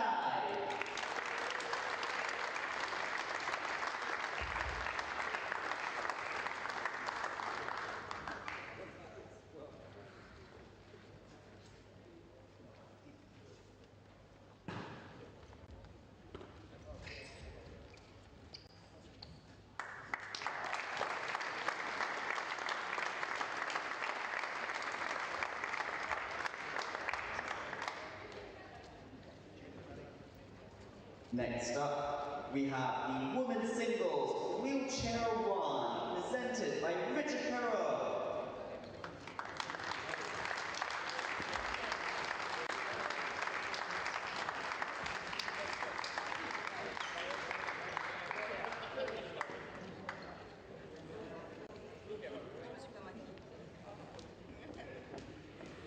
Taking bronze from Switzerland, Cynthia Mattei.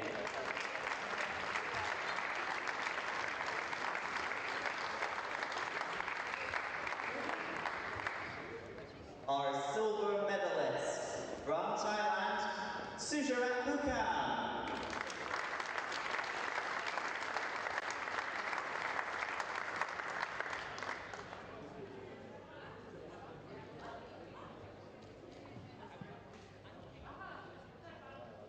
And our gold medalist from Japan, Serena Satomi.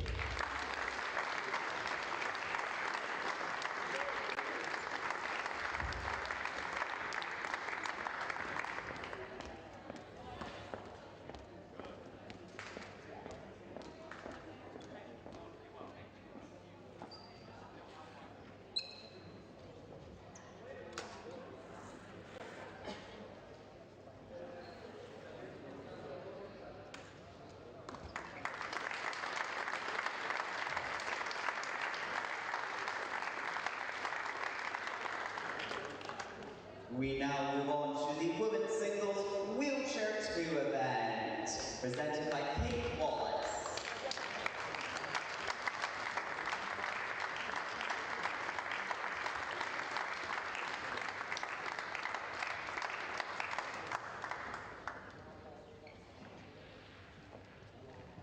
Our bronze medalists today from Peru, Pilar Jorgubi Cas and Cancino, and Chinese Taipei Yang Aichen.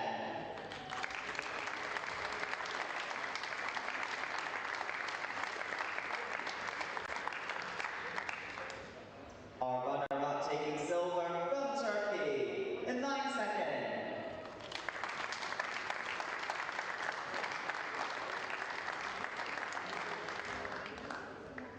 And our gold medalist from Korea, Jung Gi-yoo.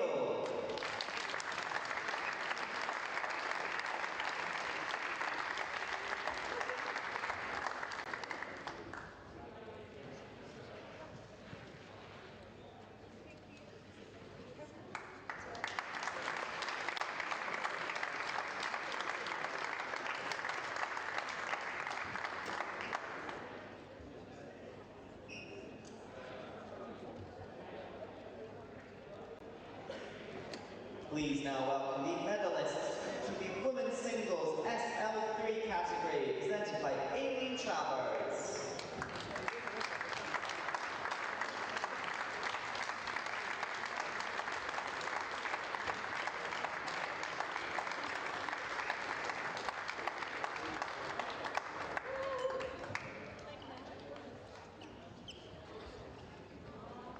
Our bronze medalists are from India, Mandeep Kaur, and from Australia, Sabino Vino.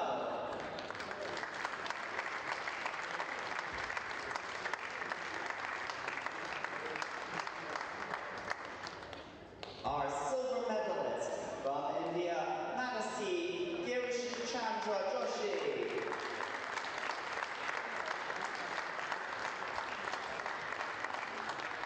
And our gold medalist from Indonesia, Sayakuro Kwanata Iktia.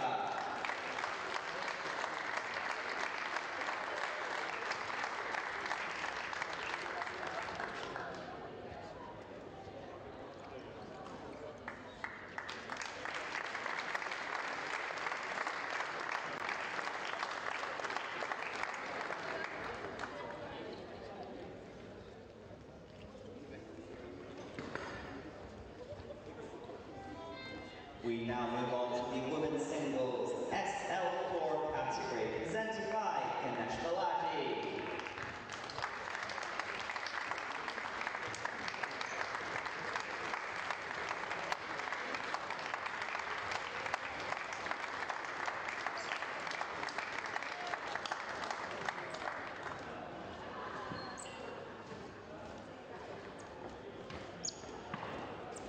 Our bronze medalists from Indonesia, Kalamata Sadia, and from Japan, Haruka Fujino.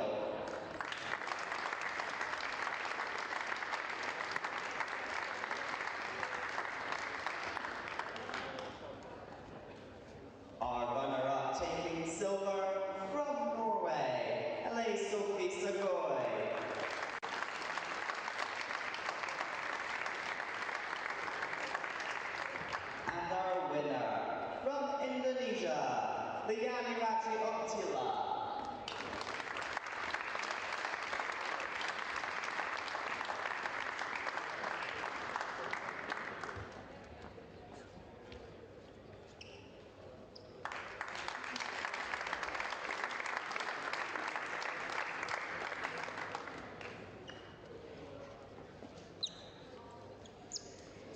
Please welcome your medalists for the women's singles SU5 category, presented by Paul Corzo.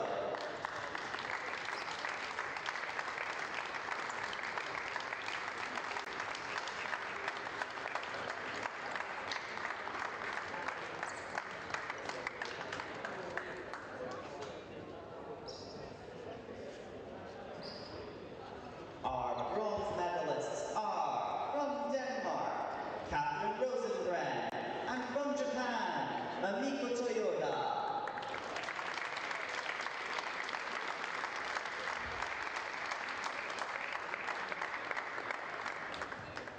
Our runner-up and silver medalist from India, Manisha Ramadas.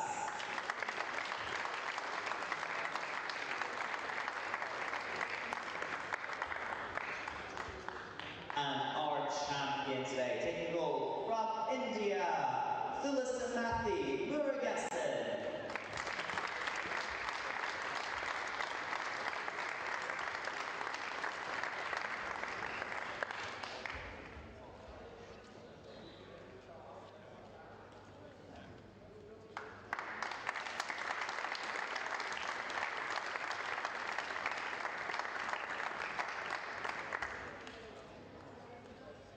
We now move on to the women's singles SH6, presented by Richard Moreau.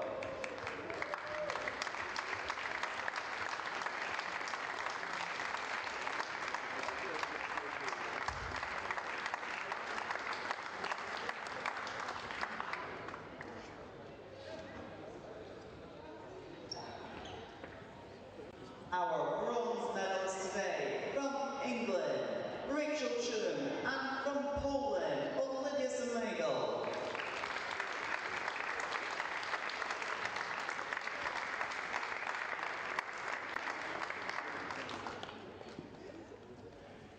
In second place, our silver medalist from Peru, Juliana Poveda Flores.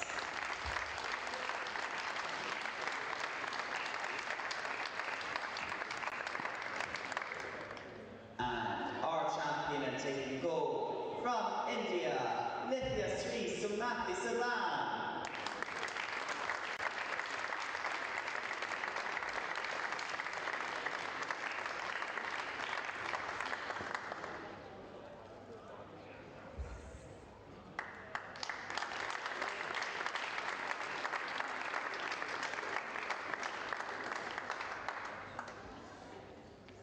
Please now welcome the medalists for the men's doubles wheelchair 1 and wheelchair 2, presented by Kate Wallace.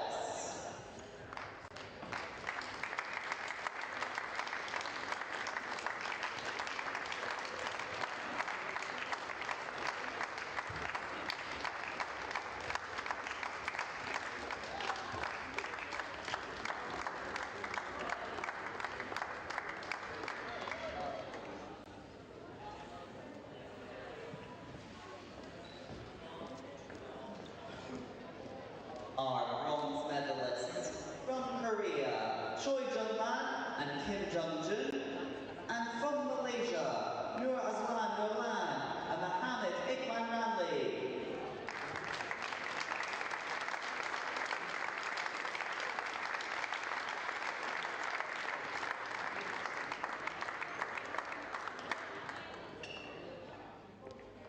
Taking silver from Japan, Daiki Kajiwara and Hiroshi Murayama.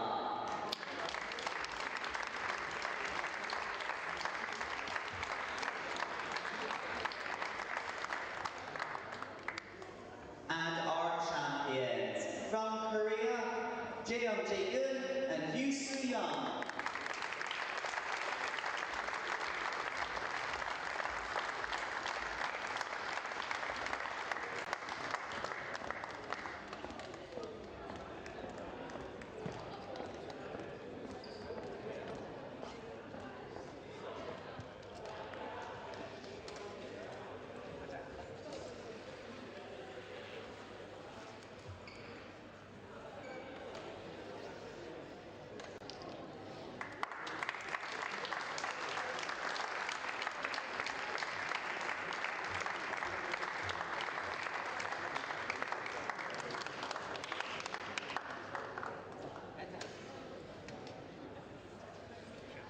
please welcome the men's doubles SL3 and SL4 medalists, presented by A.P. Travers.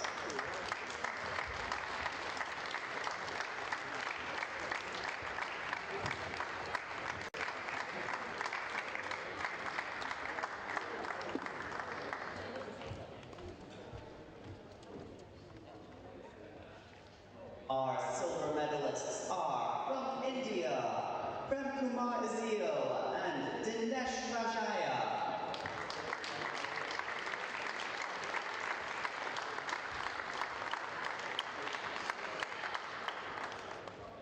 And your gold medalists from India, Jagadish Dilli and Suparajit Maharana.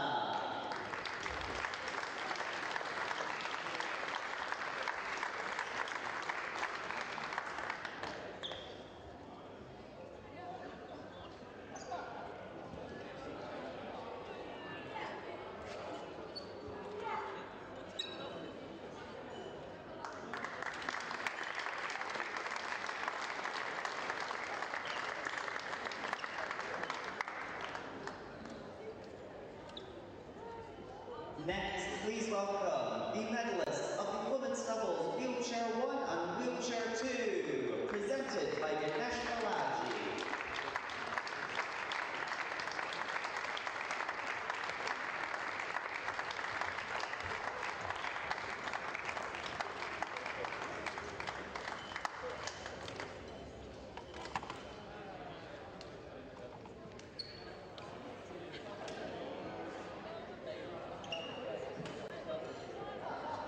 Our bronze medalists from Brazil, Ana Gomez and Daniela Torres Souza. And from Australia, Misha Gibbs.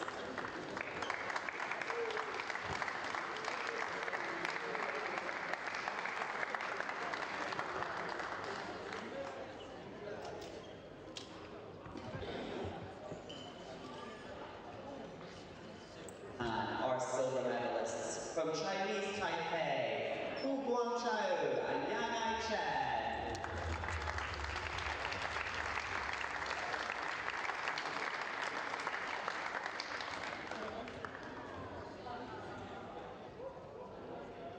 And our gold medalists from Switzerland, Cynthia Mate and Ilaria Rengley.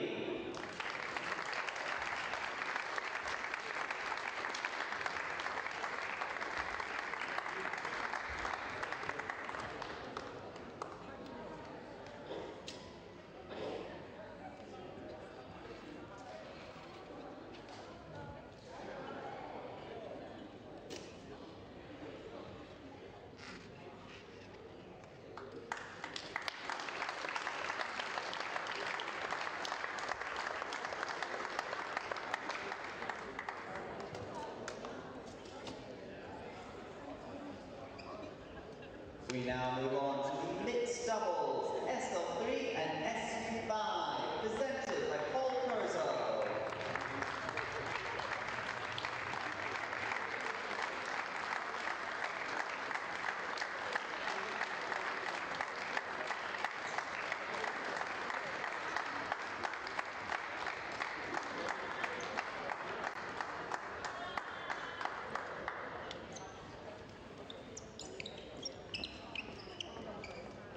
Our bronze medalists from France, Lucas Mazur and Faustine Knoll, and from India, Kumar Mitesh and Gulsamathi Murugesan.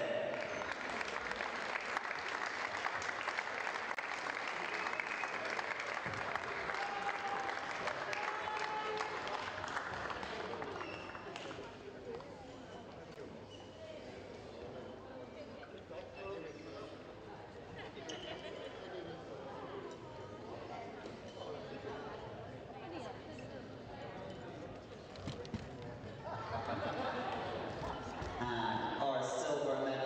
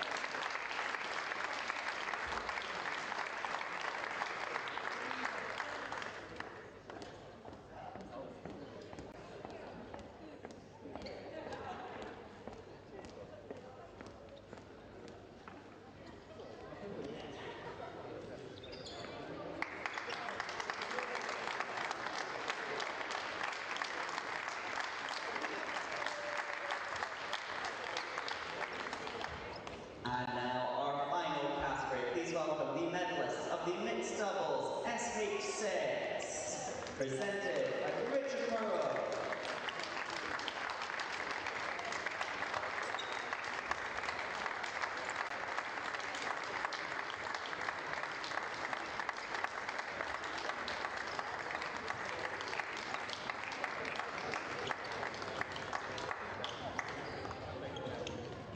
Our bronze medalists are from Peru, Milton Crescenti Ignacio and Juliana Poveda Flores, and from England, Jack Shepherd and Rachel Chu.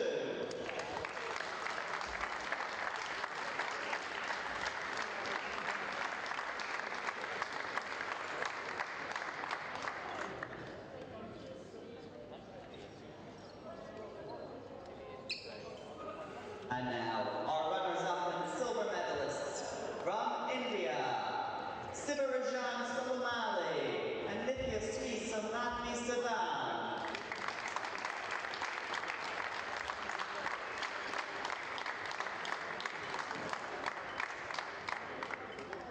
And your champions taking gold from Indonesia, Savan and Rina Marlina.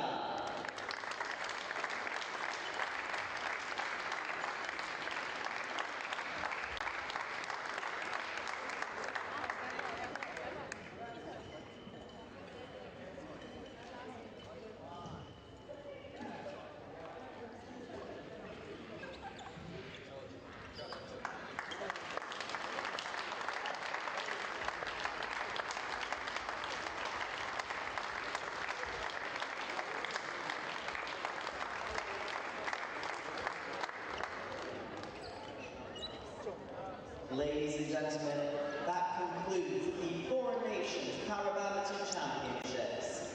Good luck to all the athletes travelling to Paris for the Paralympics in a couple of months.